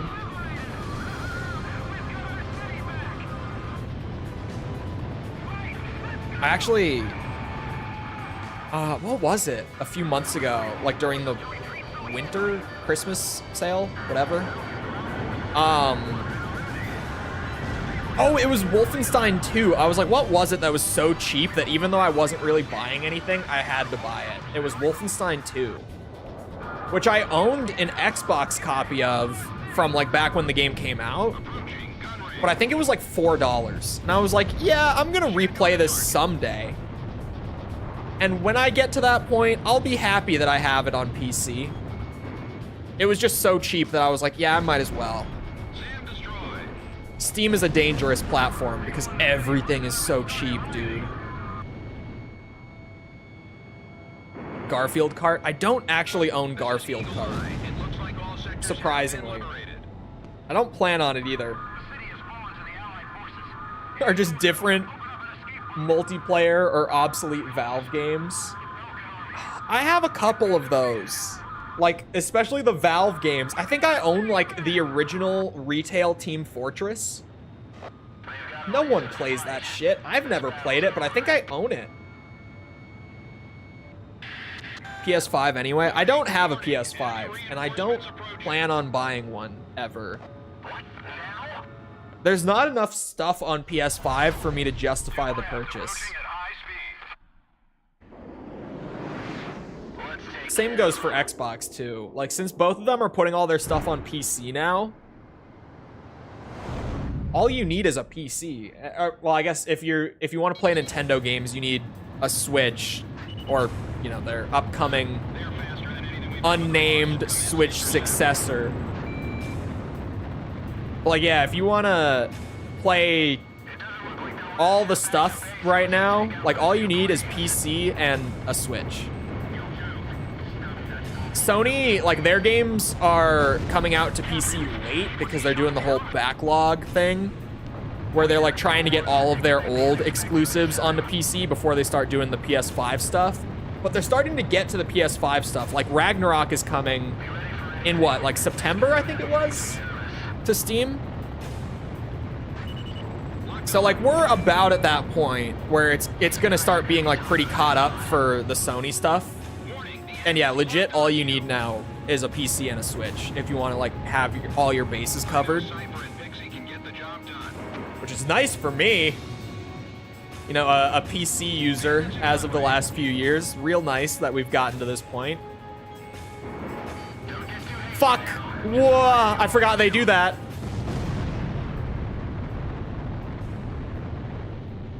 Airspace threat eliminated. Galm Team, mission complete. Probably came with the Valve pack. I think it did. Which, yeah, I've like everyone, not everyone. Everyone who has a Steam account should probably buy like the Valve bundle, because man, when it goes on sale, it's cheap too, and you get like Left 4 Dead 1 and 2, Half-Life 1 and 2, like all the Counter-Strike games for like not much money. I mean, Left 4 Dead 2, can't you literally buy Left 4 Dead 2 for like $1 when it goes on sale nowadays? Which is insane. Because that's one of my favorite games ever. Just some of the most replay value, like everything. It's so good. If you haven't played Left 4 Dead 2, fix it. Seriously. It would make me upset if anyone in chat has never played like Left 4 Dead. Belka's Ustio branch headquarters is Don't even tell me.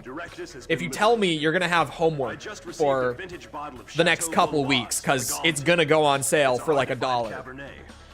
And I'm going to show you a good time with one of the greatest zombie games ever made. How have you never... Jess, you're lying to me. Jess is... No, that's bait. I don't believe Jess for a second. Jess is on PC. Jess plays like co-op zombie games like Killing Floor. There's no way that Jess has never played Left 4 Dead. I'm not lying. Jess, you and your husband spend $2 from this point forward. And it'll be the most fun you've had in years. All right? Do it. Everyone is a hero and do it. And no one knows who is the victim and who is the aggressor. Fuck's sake. And what is peace? All questions $2 for both of your copies, for the record. When I say spend $2 between the two of you, genuinely. $2. Sorry, £2. Into the middle of this war. This is fancy also dollars. Where my interests shift from the war to him. Has he played Left 4 Dead?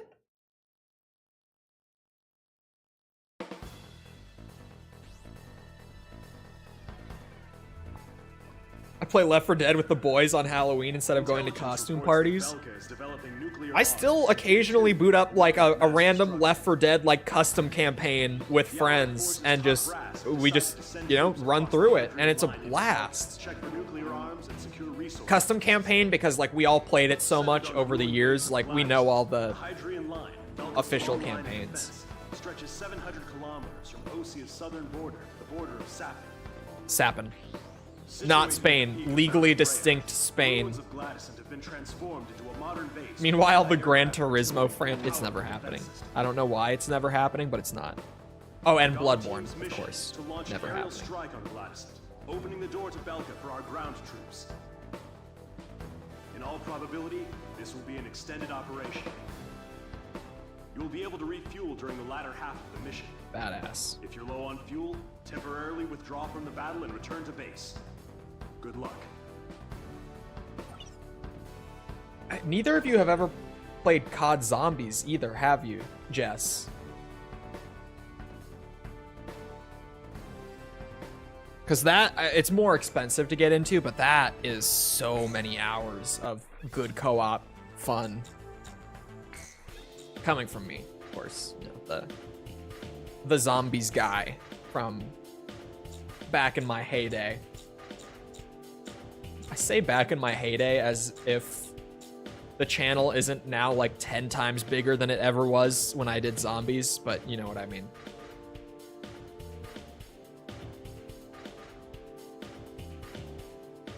Hold on. If I go to SteamDB, used to play, I think it was SWAT, like SWAT 3, SWAT 4. Those are the ones that people have normally played. SWAT 1 and 2 are very different from SWAT 3 and 4. 3 and 4 are bangers, though. Has he played Ready or Not? Because that's basically like a modern indie SWAT. It's like SWAT 4, but better. Oh, ad. Great. Hold on. I'm fact-checking myself on the price history of Left 4 Dead. Yeah, it goes on sale for like $1. It genuinely goes on sale for 99 cents. I thought so. What is like, if I were to get them, you know, if I were recommending, man, World at War still only goes down as low as $10 on sale, which is crazy to me. Still, $10. It comes with all the DLC on the PC version. So $10 for like the 4 classic zombie maps, not bad.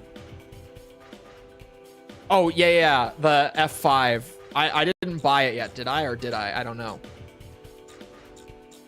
There's so many planes in this game, and I don't really know what I have and haven't bought over the course of like all the time we've spent on this so far. I've already bought it, or it's not unlocked, one or the other. I'm gonna fly the F-16. Oh, it's a starter plane. Oh, yeah. There it is. Can hear you again. SWAT 3 and 4. I also... Did he play Ready or Not, Jess? Because that's, it's basically... Like, after SWAT 4, they never made another SWAT game. Ready or Not is like... It's an indie dev group's take on... What if we actually got SWAT 5? And it's really good. Me and my friends still play Ready or Not on occasion. Because it's still getting updates, too, is the thing. This plane... Oh, because it has PJ. Okay, I was like, this one has 6 paint jobs? What is the mercenary one? Yeah, I like the soldier one more, I think.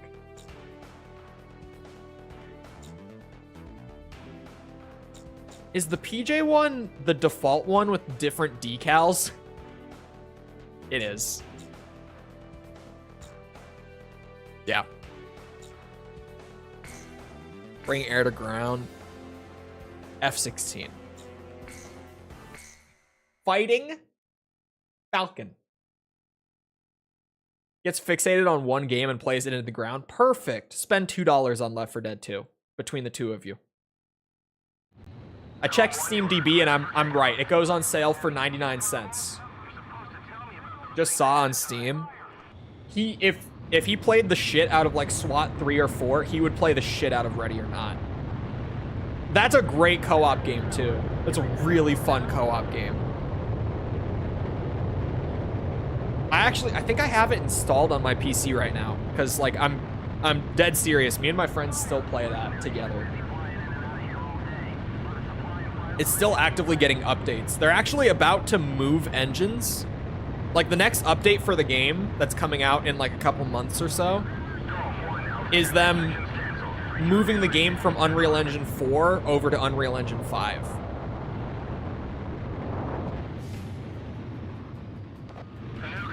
Oh no. I don't think it was... No, 4 is like 20 years old almost. I don't know exactly when SWAT 4 came out, but it was almost 20 years ago. I don't think it was quite, but the SWAT games are old. Ready or Not is kind of like an Ace Combat situation, where there was a group of people who really loved those games and was like, well, doesn't seem like we're ever getting another one, so let's make our own. In Ace Combat's case, we ended up actually getting another one. In the case of SWAT, no, the franchise was totally dead. Yeah, Steam release dates for older games are always weird, because sometimes the the publishers will enter in like the original release date. Like I think if you go and look at Doom, like the original, like Ultimate Doom, or no, they renamed it on Steam. Now it is just like Doom 93. It used to be Ultimate or whatever. I think that one they do have it as like 1993.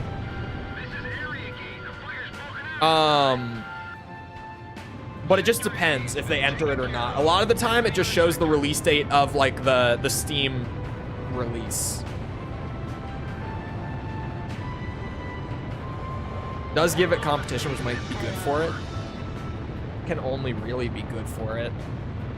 Like for both of them, realistically, right? Like if those guys do a proper sequel, then Ace Combat still being around means that they actually have to like make a game that genuinely competes with like the theoretical Ace Combat 8 and vice versa. Like if they do another one, then Ace Combat 8 needs to be good enough to not just be like overtaken by Project Wingman. It can only be a good thing, at least if you ask me. Ow. Bullets hurt. Who would have thought?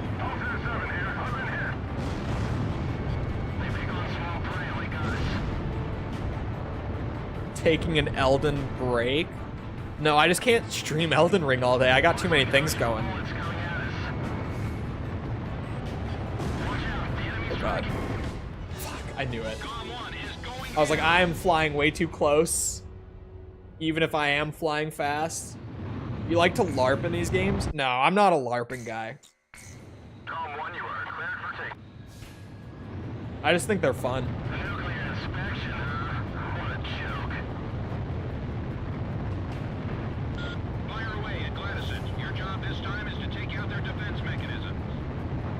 I've been working on a massive update.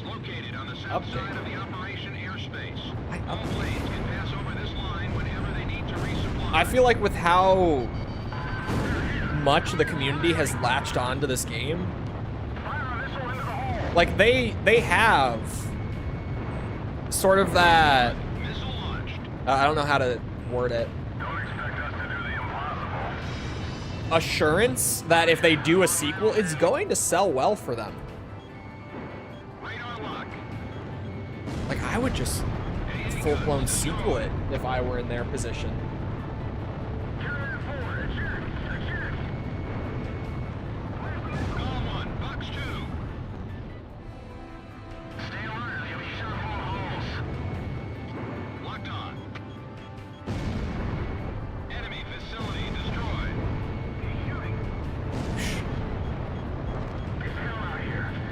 I wonder if maybe they're going for like massive update instead,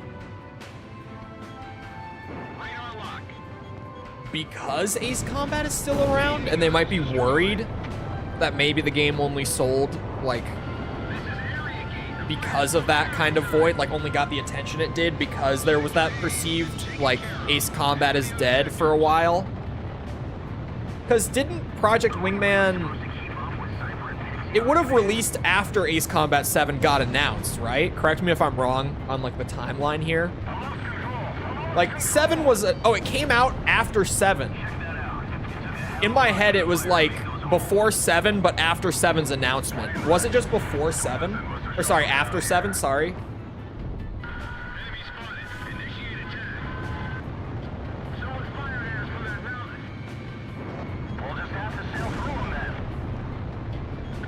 In 2020. Okay, so a year after. But it was announced well before that release, right? Like there was kind of a community hype behind it. Damn, dude. Correct me if I'm wrong. 0, I still can't go back to resupply to repair myself, right? Like this damage, I'm just stuck with this damage because Ace. It was announced like 2014, 15.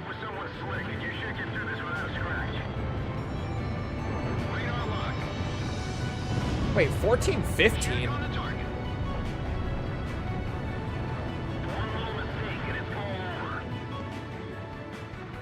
Did the community think that Ace Combat was dead at that point?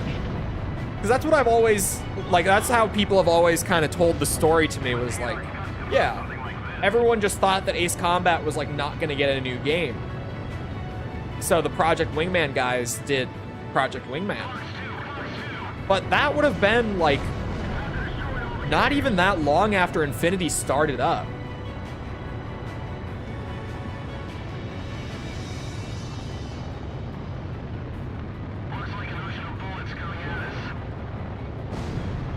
It's getting even more confusing now.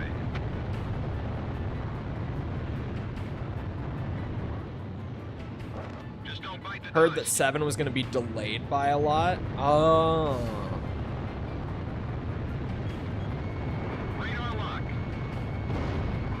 I could have sworn I've been told the story that it was like, yeah, people thought there wasn't going to be more Ace Combat.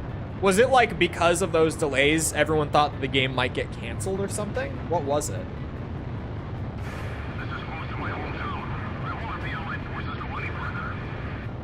Could only play 3 missions a day.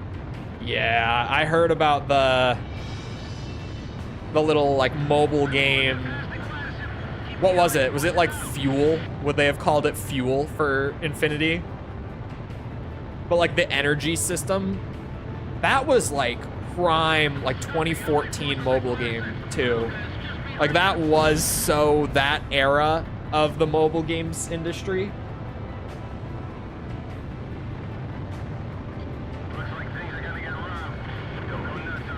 It's still something that mobile games do, but man. Use all your fuel for 1 mission for increased rewards. What the fuck? That sounds awful. I've had so many people be like, yeah, I really enjoyed Ace Combat Infinity, but that sounds terrible. Did they like overhaul it later or something? Like, what the fuck? And also, it was Fuel. Oh, fuck. Let's not.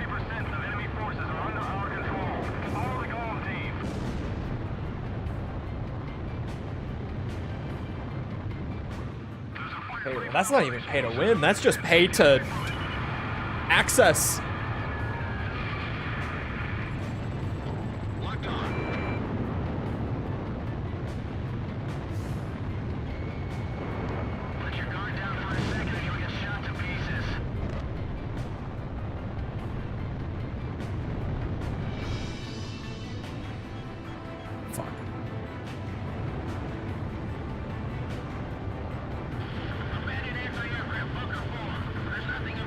Pay to play. Well, it's not the pay to play. I don't know if there probably is a term for like that sort of, I think it's just, I've always heard it referred to as like an energy system. Pay to play is just like either a paid membership or a one-time purchase, like a standard purchase where it's like, you know, Ace Combat 7. Like you buy it once and boom, you got the game sort of purchase.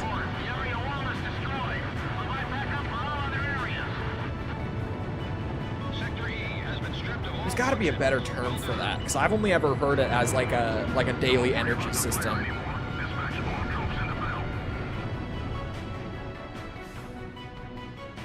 And I mean, it's been around long enough. I was never in the mobile games side of things, so I wouldn't know. I know a decent bit about mobile games, but not a ton.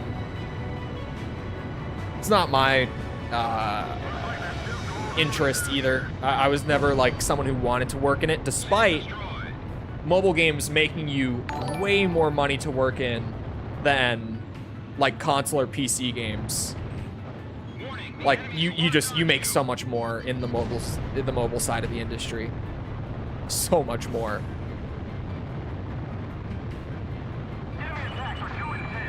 Daniel, thank you for the sub. Appreciate it.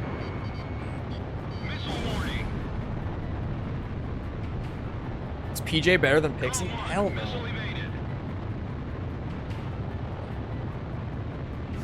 Like, I'm far from your biggest Pixie simp in the community, but like PJ is just kind of there. Those both missed. Come on, man. Both of them. Galm 1 begin landing jets. You are cleared to land. What's happening to Section 3? Haven't communications been restored yet? I've heard the Infinity remix of Blue Skies. It's good.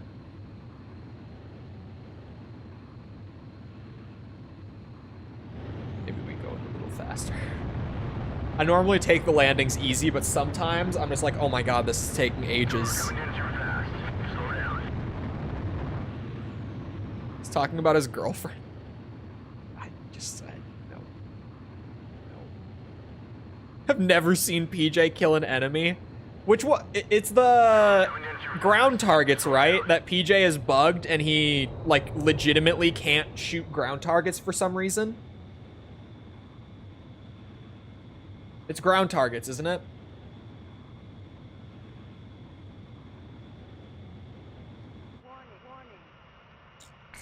Galm 1, you are cleared for takeoff. I'm gonna still be at 69%, right? Yeah, fuck.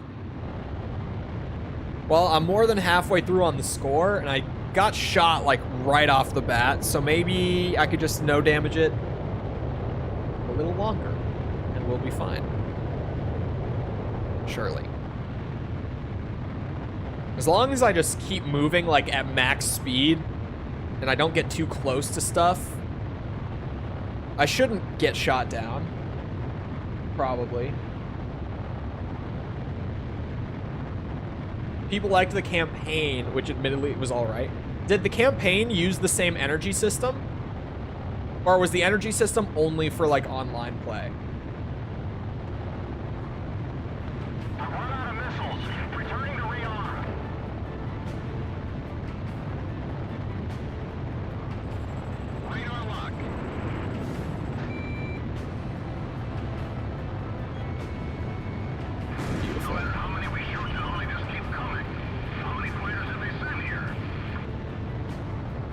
Also has the same thing with the damage. Shit.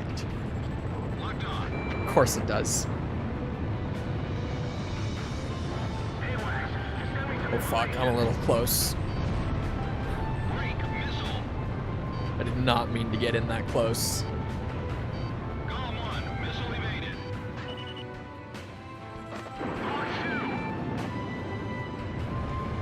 Please? Okay, one of them. That's good. I'll take it. I would way rather do air to air than air to ground, considering the damage. Like, I know one bullet from AA is going to kill me, and then we have to start over, and this mission fucking sucks. That might hit? No. I was like, if I'm lucky, it could work. Yes, but you could buy a campaign pass. Oh, interesting. Because the game was free, so the campaign pass wouldn't even be like the worst thing. For like 15 bucks, I could see that being a very justifiable purchase, to be honest.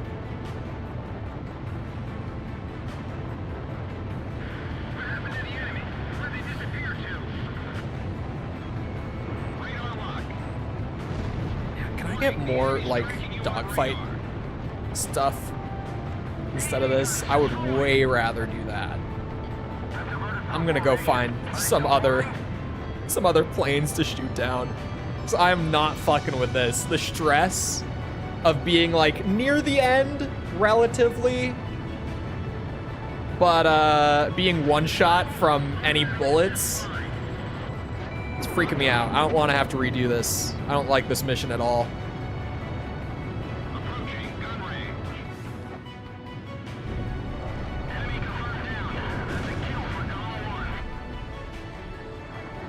Radar lock. Bandits in gun range. Take those. Nice kill. You play the 7 DLC missions? No, I'm saving those for stream since I didn't do them for the review. I don't like covering DLC in reviews. Well, at least DLC that's short is kind of weird. If it's like a full like full length expansion, it's a little different. But when we're talking like 3 missions, it's like I don't want to include it in the base game like review. But it's also not really long enough to get its own separate review. Just there's not like enough content there to really justify like a whole separate video either. So I'm just gonna save it for stream. And I'm probably gonna do a roundup video after like all the max difficulty runs and stuff. So I'll cover it there at least a little bit.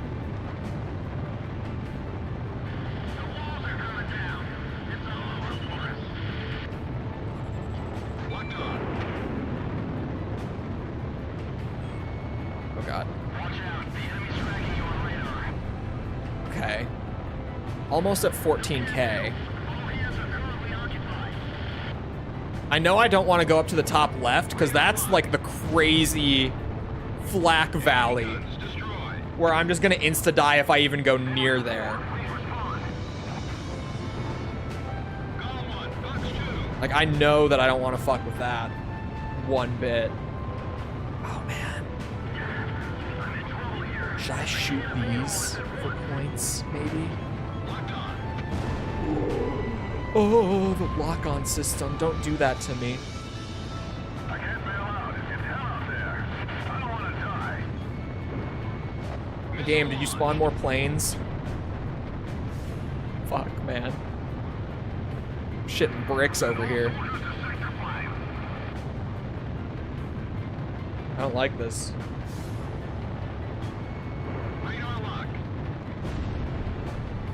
All it takes is one little chip shot and I'm down. I do not like it one bit.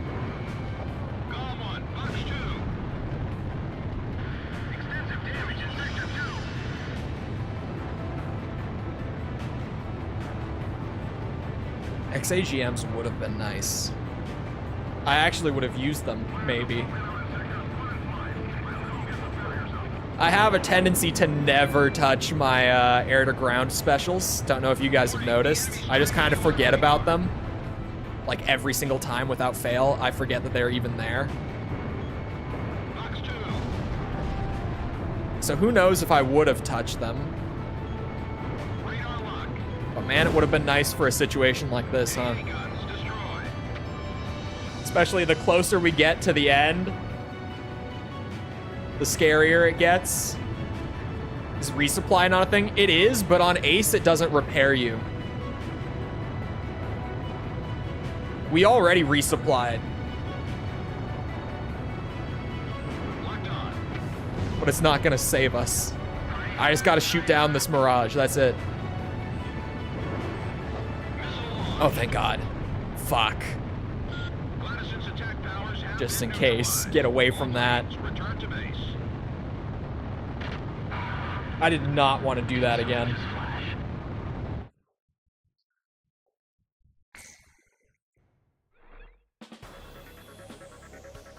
We're gonna be eating good in 18 months? Hey. I'm fixing the schedule so that I can get through things more quickly. Alright? Because there's a lot of stuff coming out at the end of the year that I want to play as it comes out. So I'm like really trying to condense stuff in and get it done faster right now. It's a work in progress. I'm figuring it out.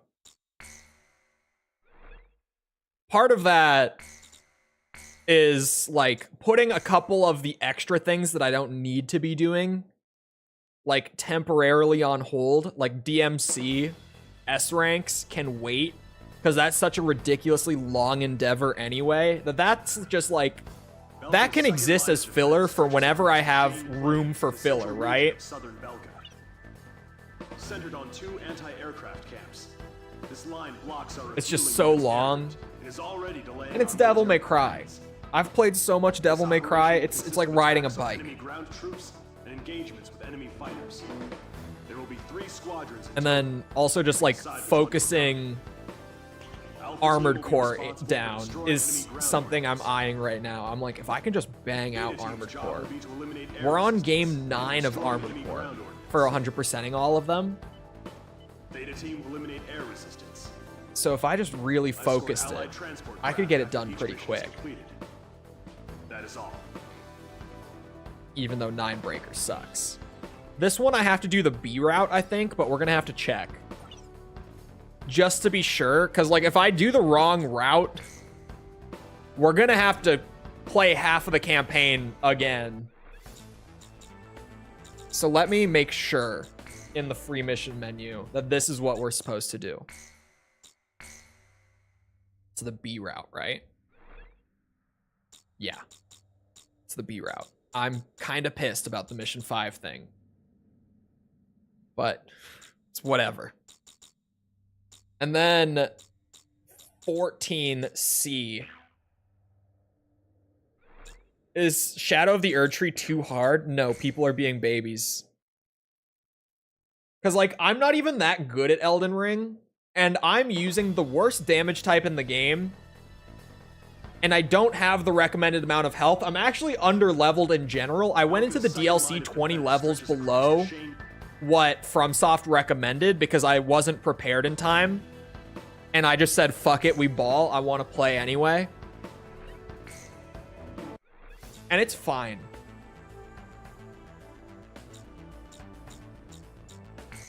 I don't know why everyone's complaining about it being too hard. Because, like, I'm not even that good at it. And I'm just like, yeah, it's a pretty normal amount of FromSoft challenge. I don't know. I mean, it's also Elden Ring, so it's like everything outside of the bosses is not hard. The bosses are hard, but everything that's not a boss fight is actually pretty easy still. For the most part, some enemies are kind of scary, like some of the basic enemies, but not a lot of them. Man, planes are getting expensive these days, huh?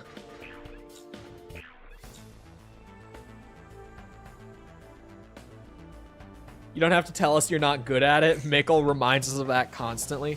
To be fair, Mikkel is not the greatest voice of authority on it. Where is it up? It's up here. I scrolled past it.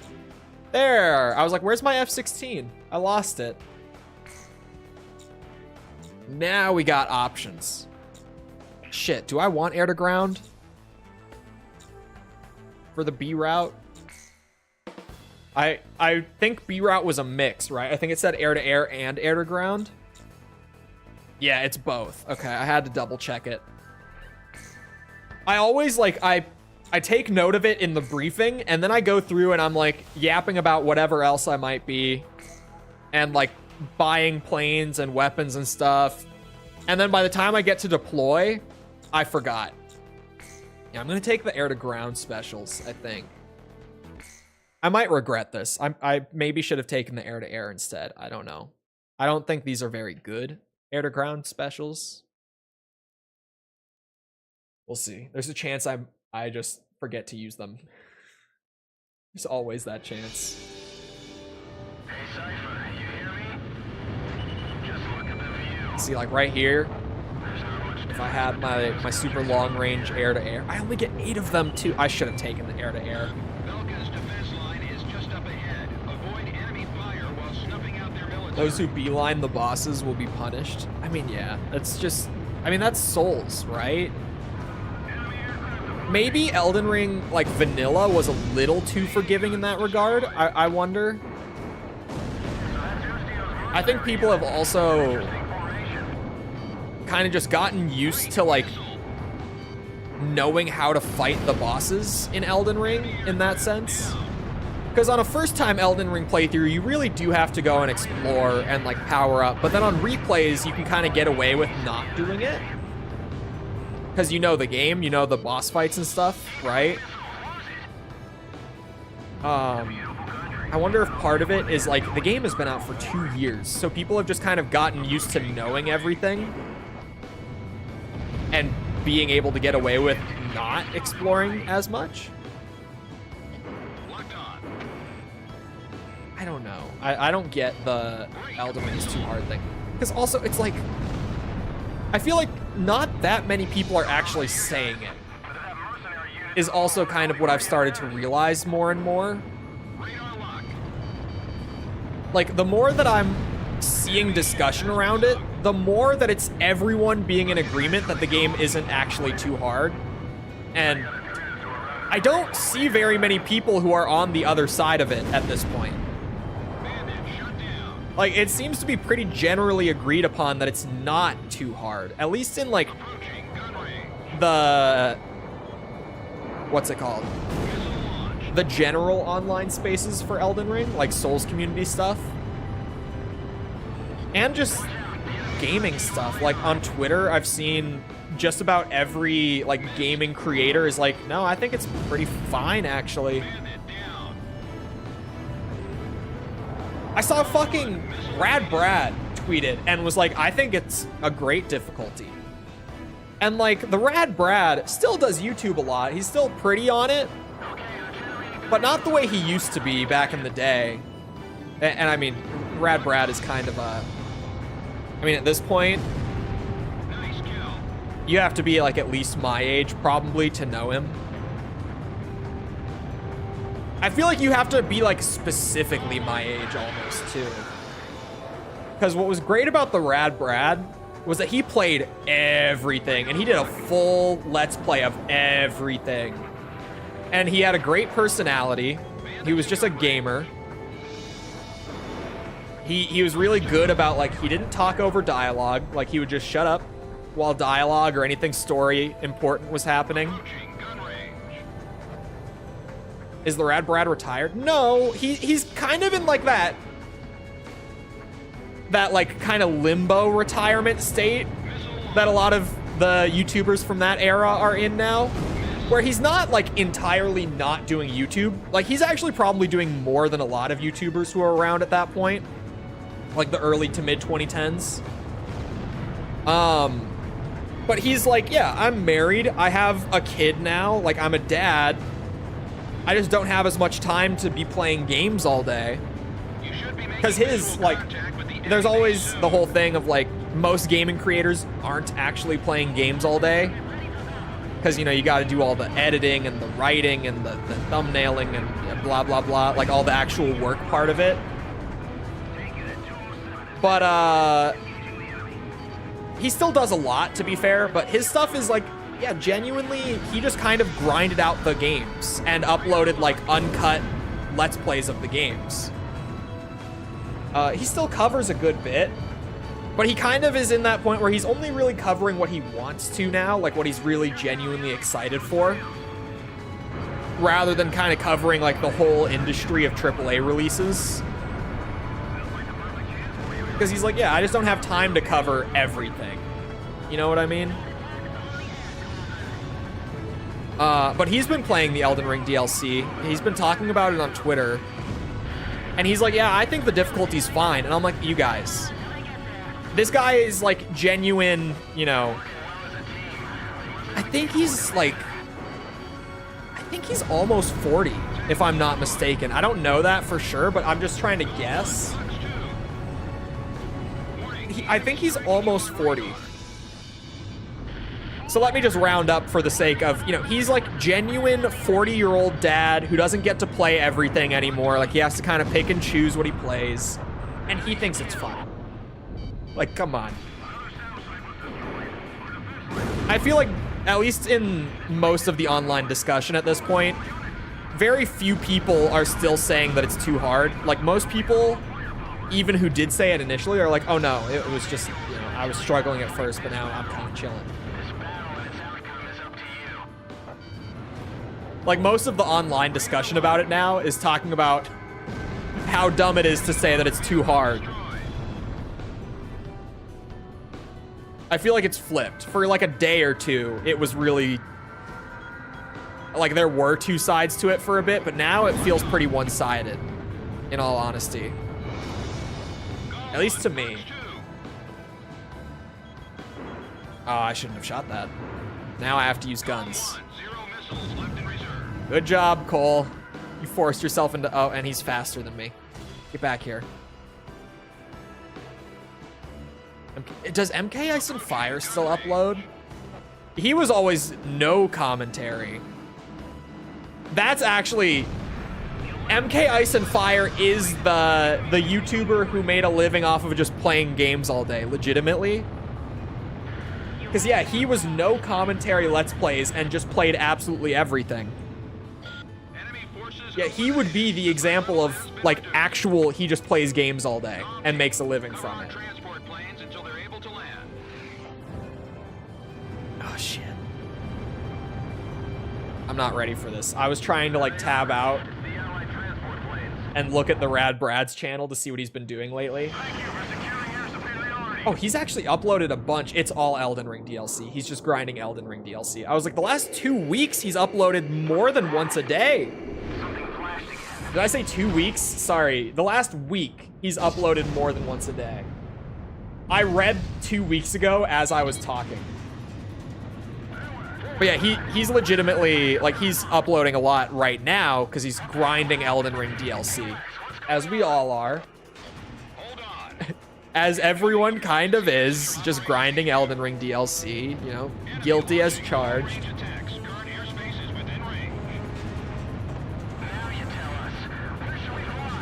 It's a huge games database. Yeah, he's played like fucking everything.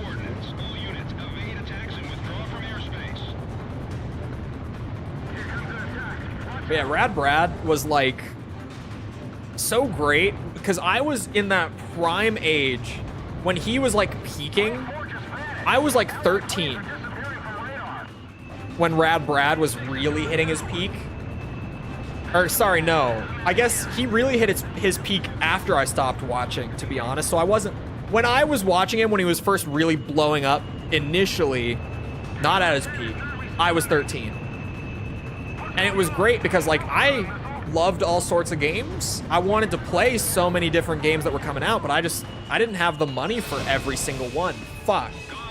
I knew I was going to do that, too. So I would like pick and choose, like, what am I gonna play and what am I gonna watch Brad play? Because he did it so well where you could just actually get the experience out of it and it was like a proper YouTube personality Let's Play, right? He balanced it. He didn't talk over the cutscenes. He didn't like scream about what was happening during the cutscenes and be like, oh my god! He let you watch it. And it was great. T. Martin? I never watched T. Martin. I never liked him very much. And then CSGO Lotto happened. Hasn't he had more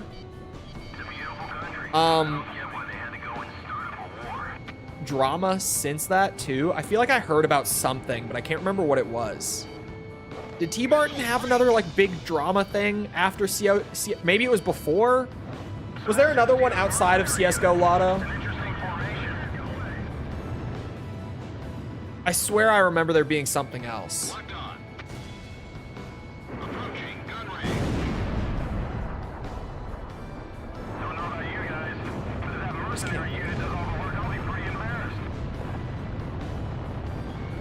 T. Martin is rich as fuck. Isn't he... I remember a bit ago, someone in chat was like, oh yeah, he does, like, Let's Plays now. And I pulled him up, and, like, yeah, is still doing well, at least last I saw. Maybe it changed, I don't know. But last I saw, he was maybe even doing better than back in the day. Because he just has like an entirely different brand now. When I knew T. Martin, he was just a COD guy. Like way back. Nice kill.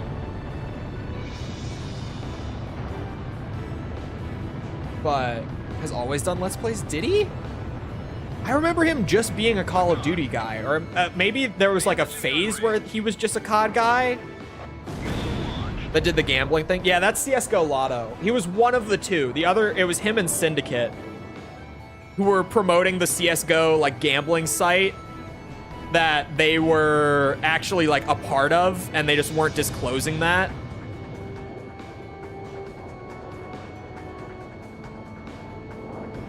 Since 2012. Yeah, maybe I just remember. I swear he was just a Call of Duty guy at one point. T. Martin 2. Oh, so he had a second channel always. That was the Let's Play. I think that's like his main channel now, right? Bandits in gun range. Syndicate did a big RuneScape video. I did not. Syndicate is someone who I don't have much love for either. Syndicate is one of the OG COD Zombies guys. And he's not very fondly remembered for various reasons in the Zombies community. Like, he's one of those people who's like, yeah, you kind of have to, like, give him credit for a bunch of things and, like, kind of pushing that scene into the mainstream. But man, Syndicate, fuck. The rabbit hole goes deep on Syndicate's Zombies days. Nice kill.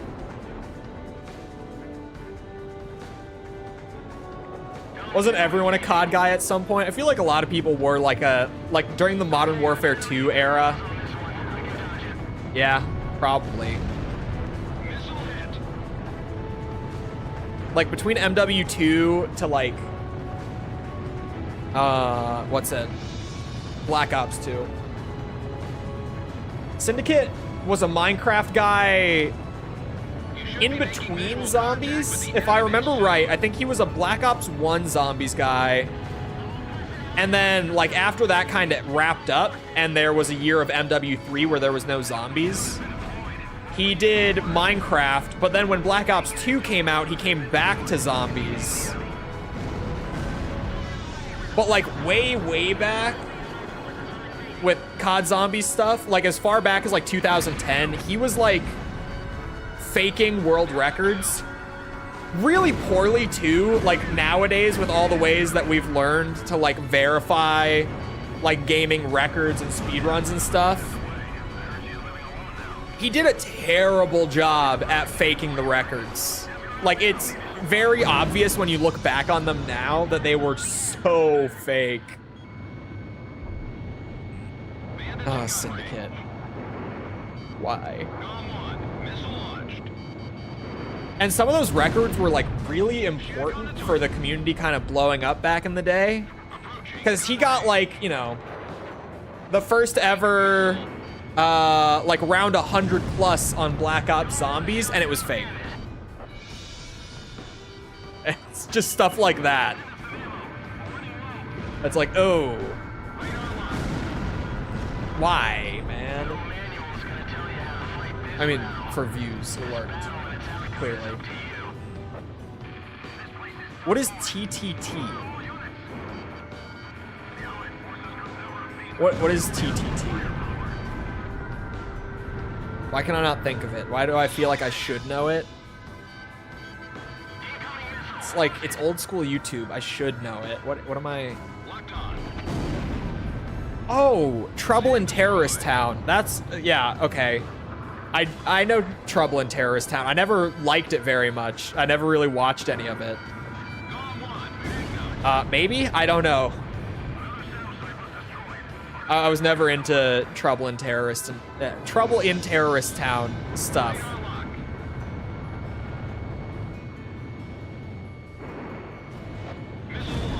which is weird because I liked Gary's mod.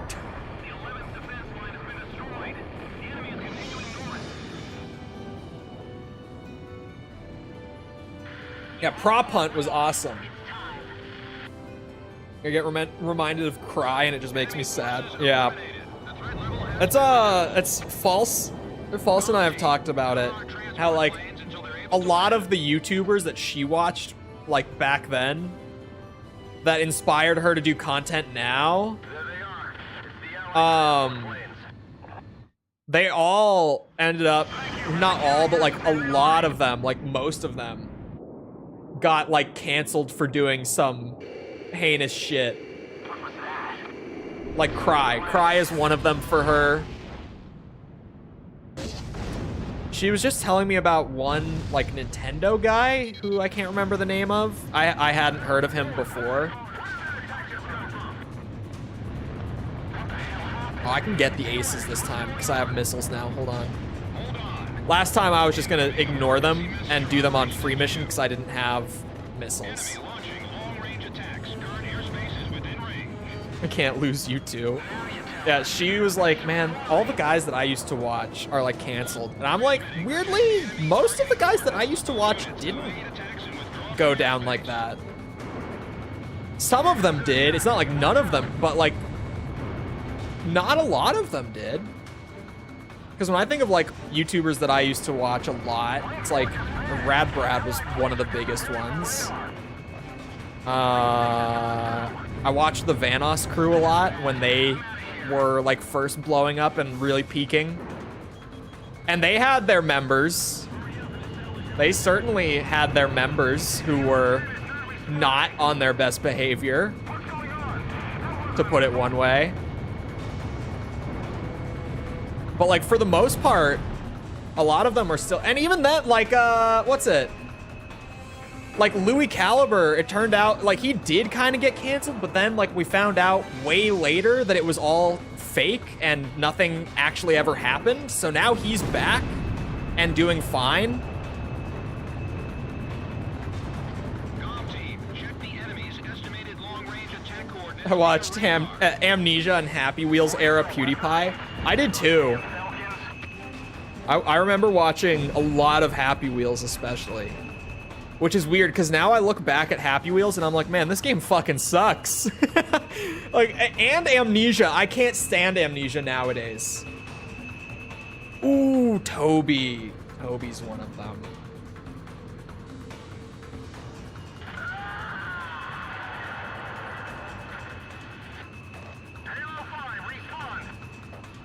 What's the oldest essay or Let's Play on this platform that you still watch regularly? Like singular essay? Man, I don't know. I couldn't tell you. I don't even remember like how I got more into like the video essay side of things, like from Let's Plays and all that.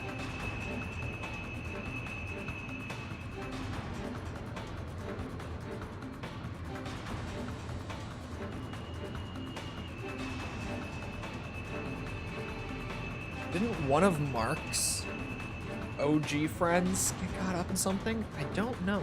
You know who would know? False. Where's False? I could message False and be like, did one of Markiplier's friends get canceled for something? And she would just, boom, have the answer. Galm Team, evacuate to the south immediately. False is like a religious Markiplier enjoyer. Yami, wait, that sounds really familiar, actually. I was about to Google it. You Google it. I'm avoiding space lasers.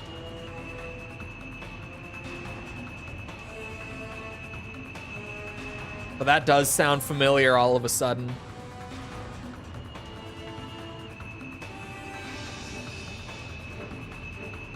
I'm doing it slow. I don't want to get caught in the laser and have to redo the whole mission. I've learned from my impatience, finally. Took a while, but we made it. I've finally learned the lesson with this mission. Just go slow. You don't need the afterburners. They'll kill you.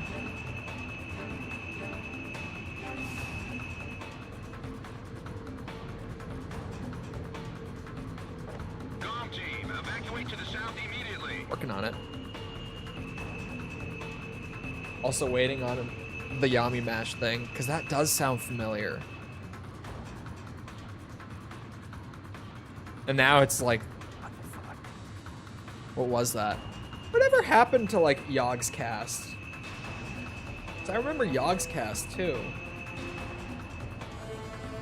Got caught messaging another YouTuber's girlfriend. What? That's crazy. It's a crazy thing to do. Oh my god. Wait, speaking of messages, I haven't talked about this at all. I didn't bring it up for a while because I didn't know what to think for a bit. But holy shit, Dr. Disrespect. Like, how have I... just me avoiding bringing it up? That's one thing. I'm shocked that no one else in chat ever brought this up. Because holy shit, Dr. Disrespect. Has anyone been keeping up with it? Because at first... I've been watching Ludwig talk about it. Yeah. So at first what happens is this random guy comes out. He's like, hey, I used to work at Twitch. The reason that Doc got permabanned a few years ago, like that permaban, that like no one ever knew why because no one would say why, because he was messaging a minor through Twitch Whispers, like explicitly. And at first I was talking with False about it like day by day as stuff was coming out. And at first when me and False were talking about it, both of us were like, I mean, it could have happened, but there's nothing to really like make me believe that it did happen. It kind of seems like this is just a whole lot of nothing, to be honest. I don't know. Because it literally was just like this guy saying, hey, this happened, trust me.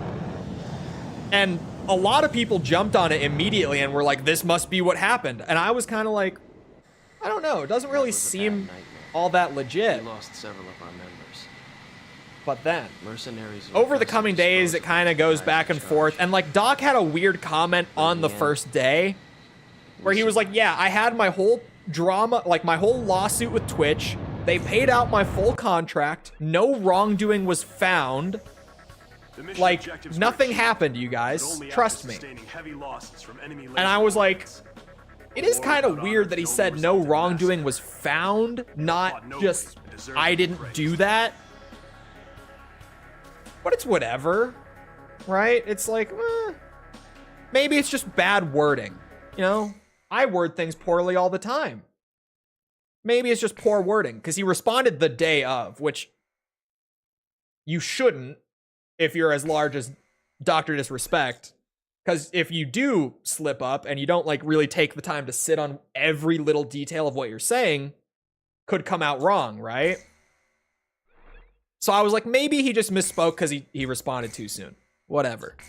I'm still not on board with it. Was acknowledged. That's what it was. Yeah. Horrendous wording. When you could have just said, I didn't do that. Right? But it's like, okay, whatever. Kind of sus. I can look past that, though. We discovered that the unidentified laser yesterday, hold on, False sent it to me, so I can just scroll up here in our DMs. Hold on. Yesterday, he puts up like a giant text wall about it. What mission is this? Oh, yeah, okay.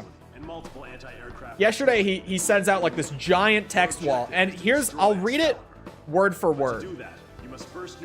Okay? Because get this. He puts out this wall of text regarding it. And at this point, a small statement, bro, it was like a page. It was a full page. He did edit the word out. Hold on. I'm getting there. Because I have the original here. I'm getting there. He said, were there Twitch whisper messages with an individual minor in 2017? The answer is yes. Were there real intentions behind these messages? The answer is absolutely not. So Doc.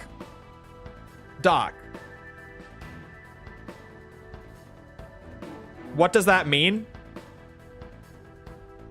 Doc, what I'm hearing from this, right, is that there were DMs with a minor.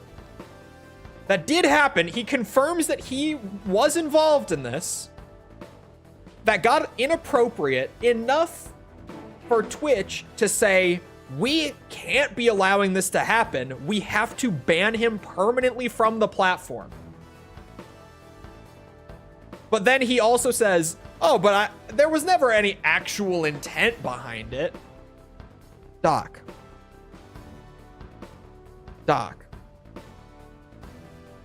You messaged a minor, and it got inappropriate enough that they had to ban you to prevent it from going anywhere. Like, they felt that's what they had to do, but you just didn't mean it, so it's fine. I didn't mean it. It's a minor, Doc. And then, yes, he edited the tweet later to remove the word minor, and now the tweet just says, were there Twitch whisper messages with an individual back in 2017? Yes. He removed the word minor from it after it first went up, because everyone immediately, reasonably, went, wait, what the fuck, Doc? Like, everyone just kind of was like, wait, what? So now there is, like, kind of something concrete for me to be like, oh, this happened. Because the dude just straight up said it happened. Like, he just self-reported. He was like, yeah, I did that.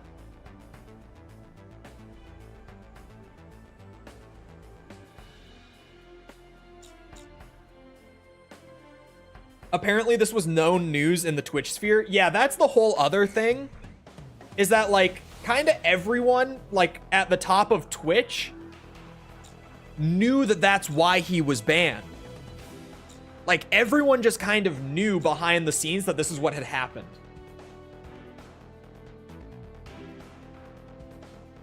And no one brought it up.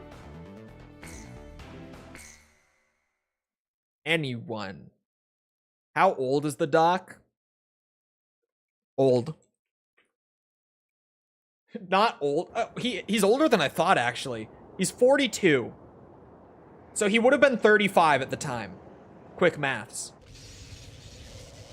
He would have been 35 at the time.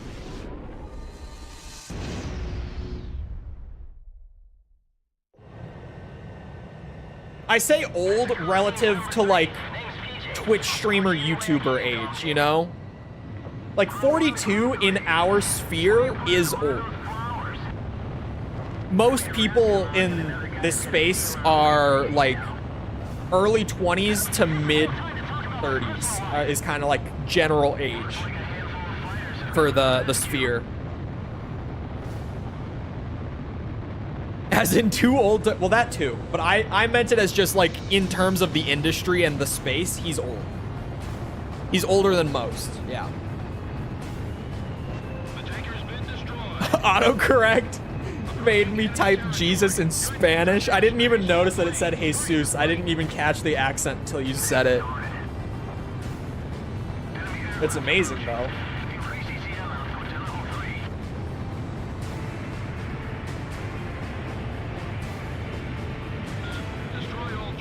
I need to learn how to swear in Japanese. This just randomly made me think. I'm at that point in my studies where it's reasonable for me to learn how to swear. I think it's time. I'm doing that tonight. I'm gonna learn how to swear. I'm at that point.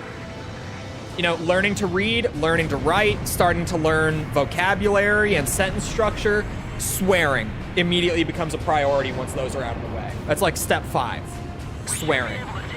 I can't count to 10 reliably, but I need to be able to say shit and fuck and etc. It's the way I talk. Have you heard me speak? Like, yes, I need to know how to say that. That's just how I speak.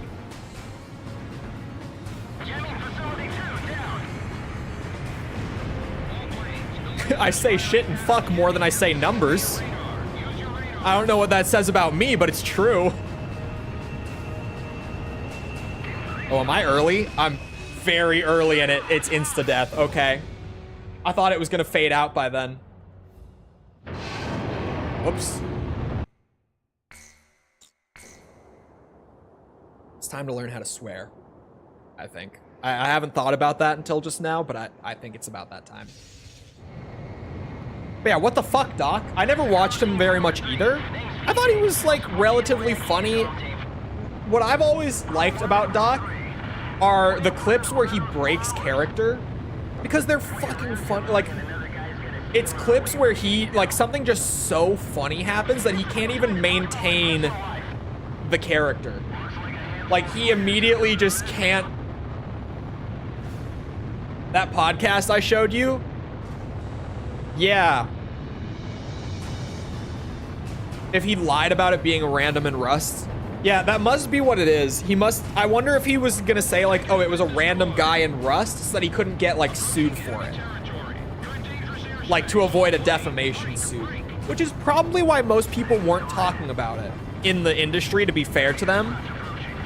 There probably was a very genuine and honestly very valid fear that they would have gotten sued by the Doc had they brought it to public attention. Because, yeah, he would have sued them. Right? And that's probably why Destiny freaked out and started talking about lawsuits. Trying not to do fucked up shit, impossible challenge. I was gonna say I don't, but A, not major, and B, I'm gonna be doing a Metal Gear Survive video in like a month, so that's probably about on par, right? Yeah, the game studio dropped him, and that's when, with False, when I mentioned that we were like kind of talking about it day by day as stuff was slowly coming out, because I skipped all the stuff in the middle, and I forgot about that. That one would have been interesting, because that with False, when we were talking about it, that was when I was like, oh wait. That was when I was kind of like, hold on a second. Pause. Right?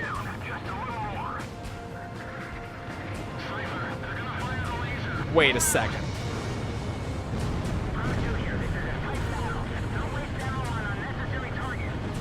Has to catch them going to meet them to have a case? No, they don't. Who told you that? False. You can get charged with messaging a minor. Like, that is a criminal charge in the court system. They don't have to catch you in the physical act.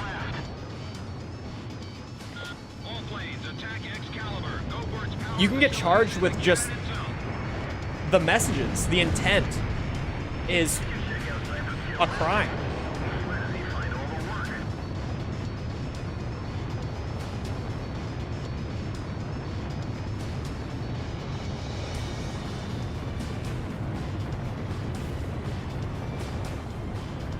Yeah, that's what I was like. That's why when False sent it to me, because that's how I found out they dropped him at first. I was like, oh, like these guys obviously have more info than we do.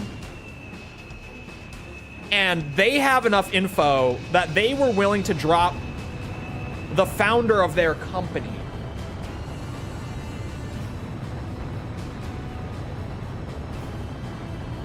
To enticing? Well, enticing is also, there are so many charges that you can get for this sort of thing. Am I pushing it?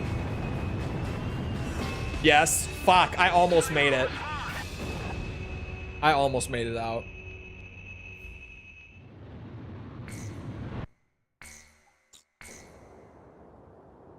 I thought you were gonna talk the bird, or crash the bird while talking. No. Contrary to what the one guy who randomly popped in earlier thinks, I can fly and talk at the same time. I game and talk all day. Not all day, for 3 hours a day. But that's enough. I'm good at it. I'm practiced.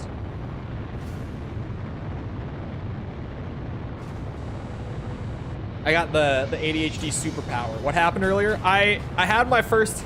You've had this before, right, False? Because I think you've mentioned it before. I've genuinely never had it until today. A first-time chatter came in and told me that I talk too much and that I should focus on playing the game.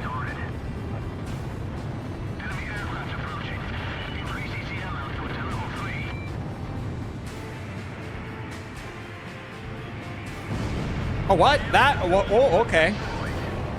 He was like, you're not even trying to play the game.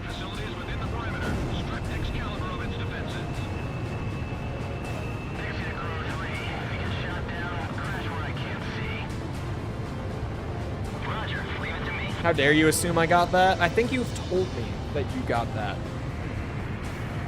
Am I wrong that you've gotten that? You telling me that I talk over Mass Effect? I think that's a lie. And also, that's a little different. There's a difference between that and this.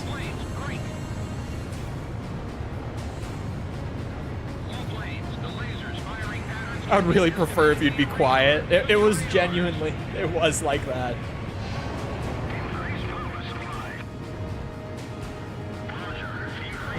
Get scolded that I don't read chat enough. I don't know who the fuck could possibly be saying that. Legitimately.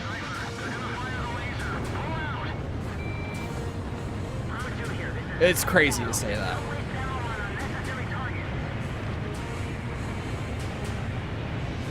With no face cam and no talking. Well, the no face cam would probably be for the best, but the no talking, yeah. The no face cam wasn't mentioned, it's just assumed.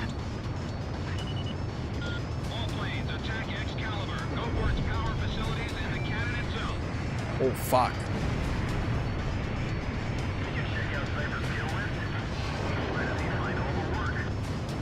I did honestly laugh.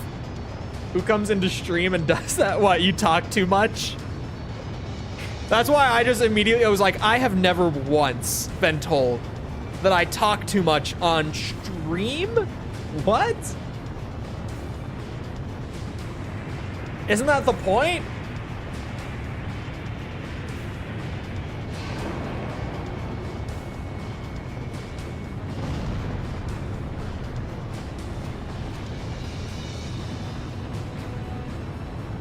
Well, no, I've had people tell me it like generally, but never for stream.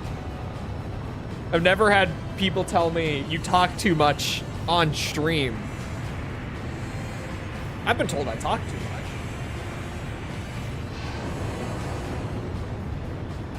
But not on stream.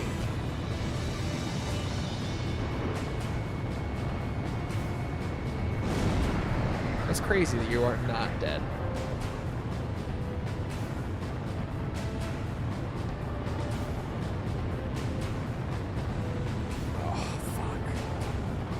I don't like this laser.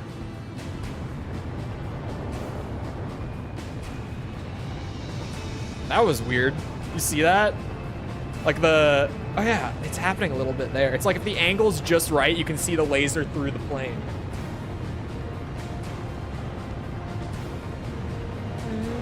Come on, before the laser.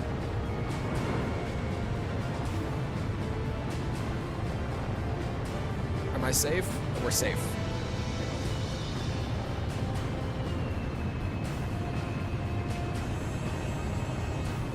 When are you gonna start the game? Maybe I was just getting confused with stuff like that. But I swear you had someone who was like, you talk too much.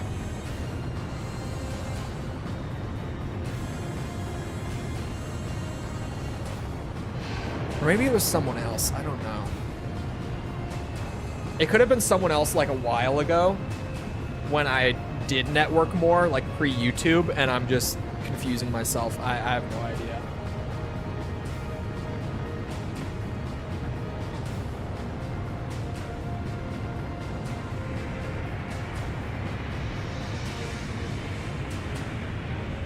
Mods, can someone approve that? Can someone put that through? Anyone? So tempted. Yeah, do it. That one is worth it. That one needs to be shared with the world.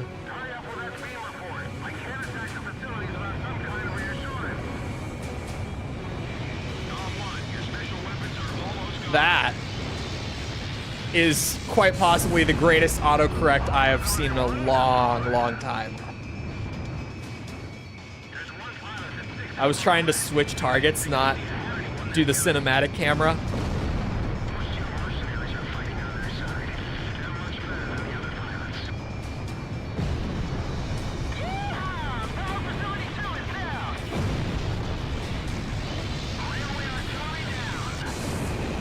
I swear I didn't mean it. Suck your disc. Yeah, when it like pulls the disc in, you know, it's got like the little thing that detects when you're giving it a disc and then it like pulls it in, you know?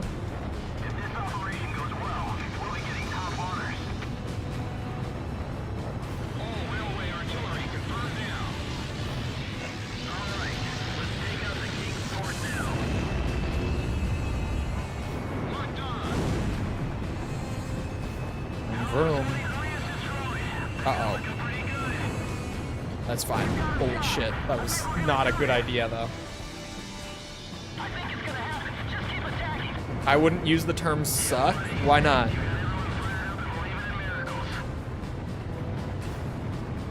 Why is that?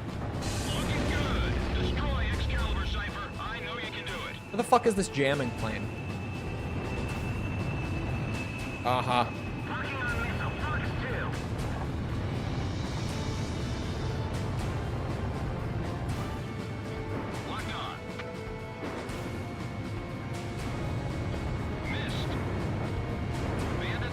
See, the issue is I need a better angle, but there's also a giant fucking laser beam that I don't know where it's aiming.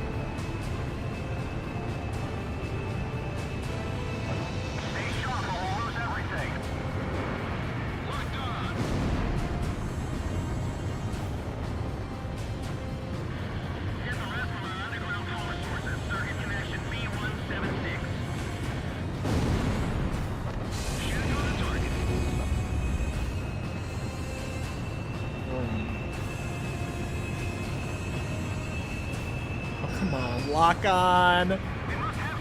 Throw me a bone here. I'm trying to go fast. I'm having a good time going fast.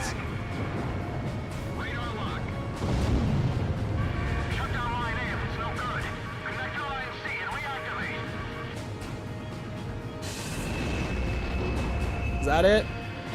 There we go.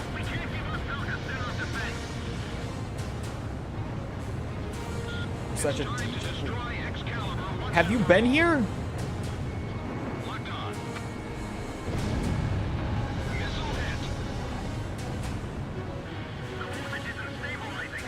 I get the shock factor. It was a little out of pocket, man. That's all. It was just a little like, whoa. That's all. Just like, ooh. That was spicier than usual. I need context for that one. My mech was a tank mech. So False called me fat-bottomed, apparently. Confirmed. Elimination of target. We can even see it from here. Good job.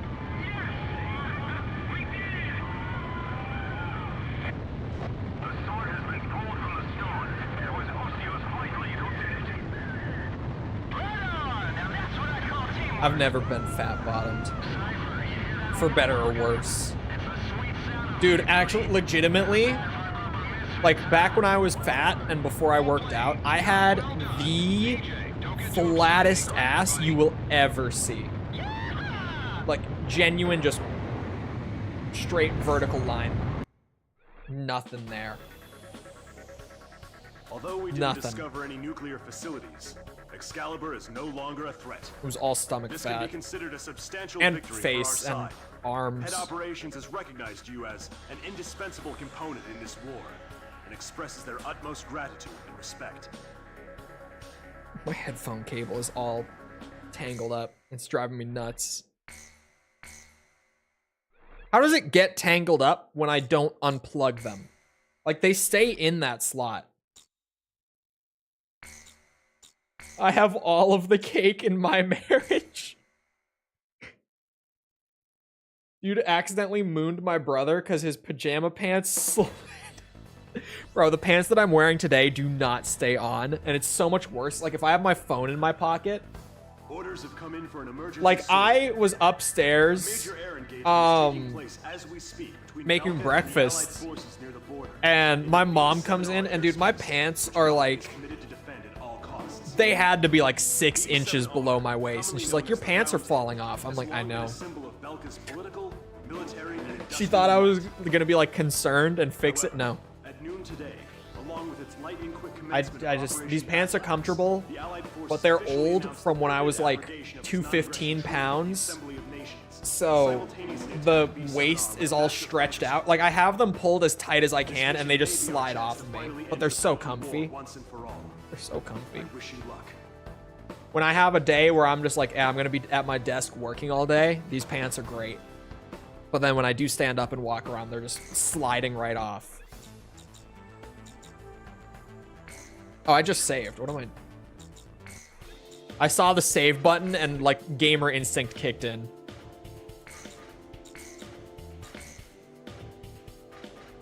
Every day? Not every day. Today, certainly. This week has been, ooh. Chat.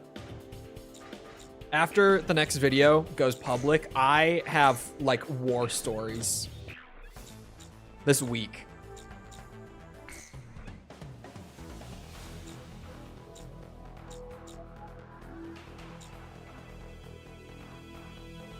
I like that. Is this on PC? It's on emulation, yeah.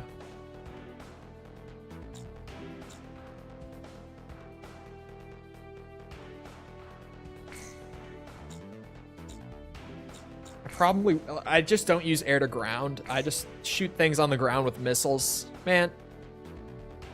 Pixie, you see how much cooler my plane looks than yours?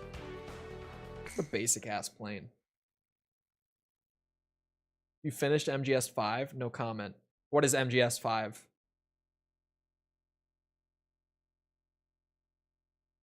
$33.10. False. You're gonna give me PTSD from emulating the Nokia for the Metal Gear Solid Mobile video.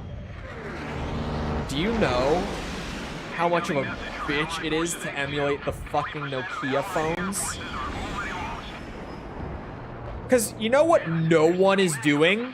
Emulating the Nokia phones. So you know what there's like nothing of on the internet? Documentation about how to emulate Nokia phones. It's just, you gotta figure that shit out. It was awful. I got it working after a lot of effort, but I spent like half my day just getting it set up. Because there's no resource out there about how to emulate that shit. This song kicks ass, by the way.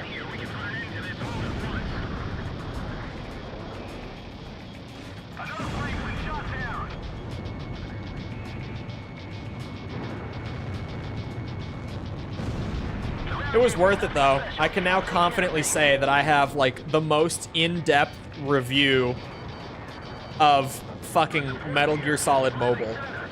I don't know how much that really counts for, but I have it.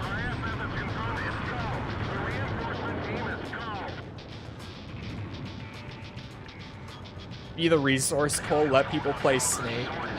At this point, I don't even remember how to do it. Like, if I uninstalled it, it would be equally as frustrating the second time because I won't remember it. That's something that I would have had to do, like, then and there.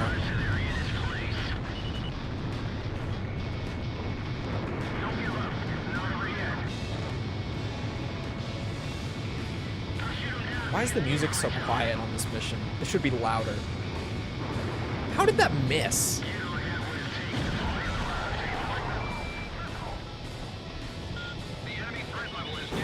Think like a creator slacking.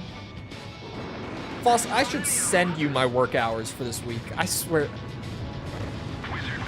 I need you to punch me like 4 times so that I can hit you back. Like, legally and morally.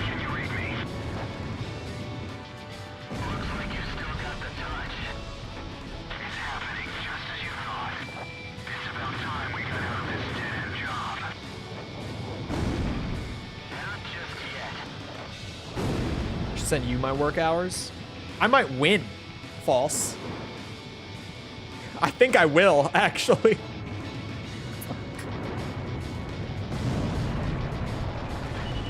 It's been rough.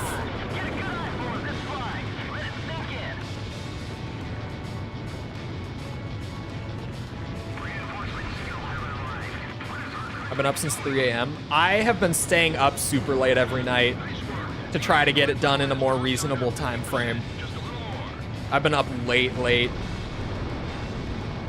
At least for me, late for me. Because normally I go to bed at like 10.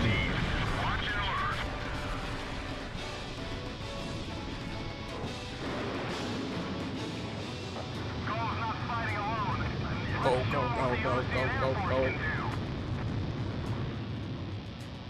It's over. If that misses. Come on. Got his ass. Sleep schedule gone. My schedule is fine. I'm just tired.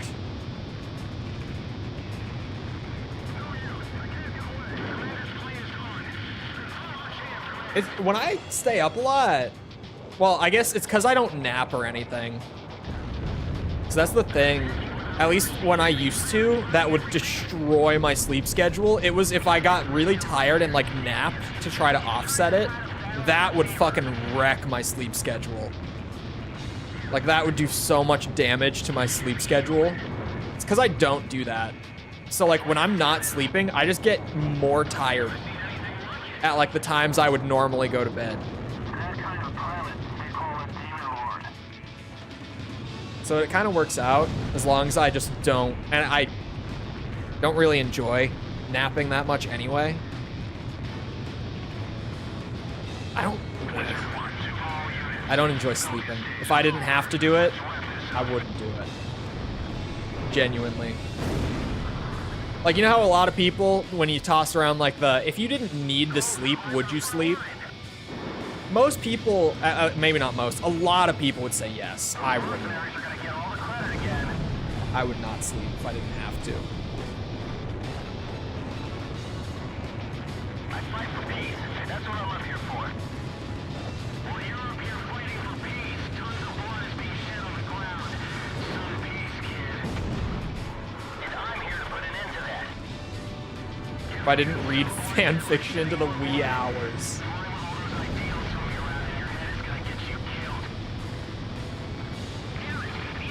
All the backlog could be done in time. Dude, do you know, if I had another 8 hours, roughly, I don't sleep 8 hours. I try to, but I don't. Okay, let's be more reasonable. If I had another 5 to 6 hours in my day every day,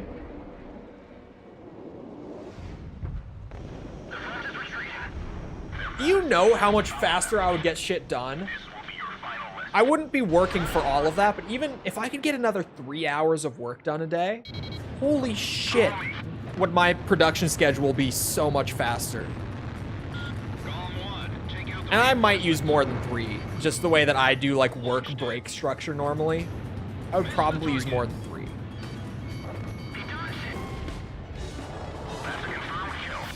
My work to break ratio is normally like 3 to 1, probably. I like 3 to 1. It varies depending on what I'm doing. Typically, it's like that. Lucky, thank you for the sub. Appreciate it.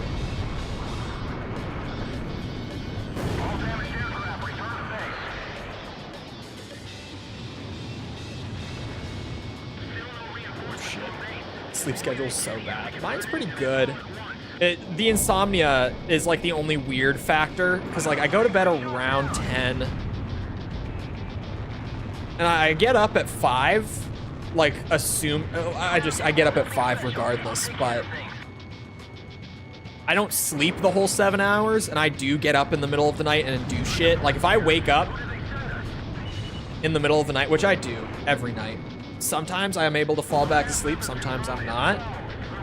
If I can't fall back asleep, I just get up and start working on my computer again.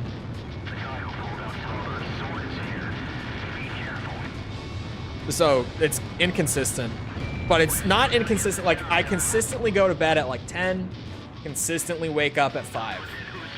More consistently on the wake up. It doesn't really matter when I go to bed. I have my alarm set for every single day, like the automated thing. And I don't turn it off. I don't change it. I wake up at 5, regardless of the day before.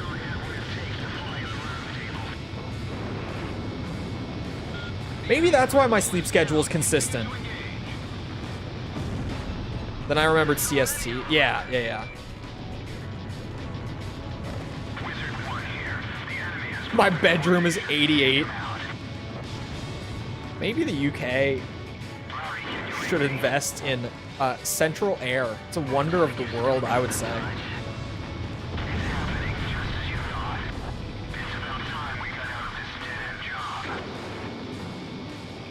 Trying to think now. Is 3-1 right? Because also, my breaks sometimes aren't even things that most people would be like, yeah, that's a break. Like in the morning, when I take a shower in the morning, I use that as a break from work. So like I'll do work for like a couple hours and then I'll shower, which gives me like a little break, and then I go back to it and do some more. And then like I make and eat breakfast, and that's a break. Same with dinner. Like eating dinner after stream, that's a break. And then I'm back to work. I work a lot. Because I like it. Well, I like most of it.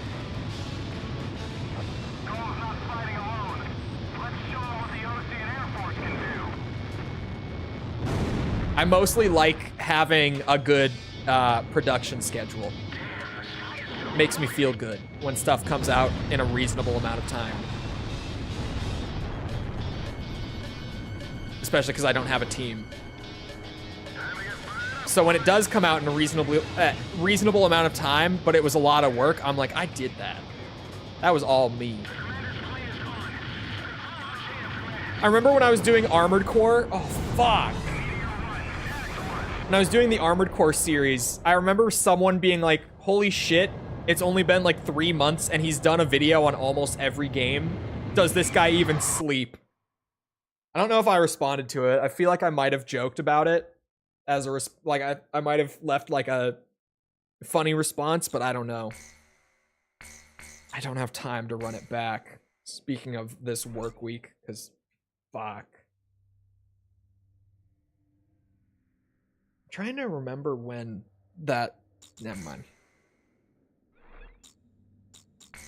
Getting videos out on a regular basis makes me feel real good.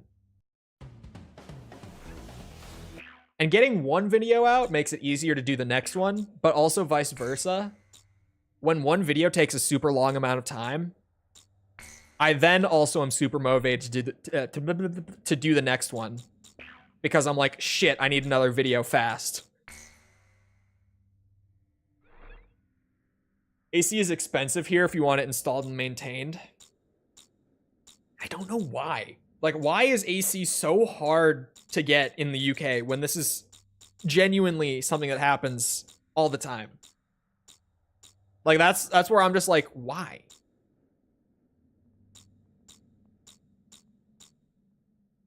It's even worse with, like, the Texas thing that I mentioned earlier, how, like, the snow shuts down the state. When it snows in Texas, like, they lose power because they just, like, they're at that level of we don't have the infrastructure for the cold. So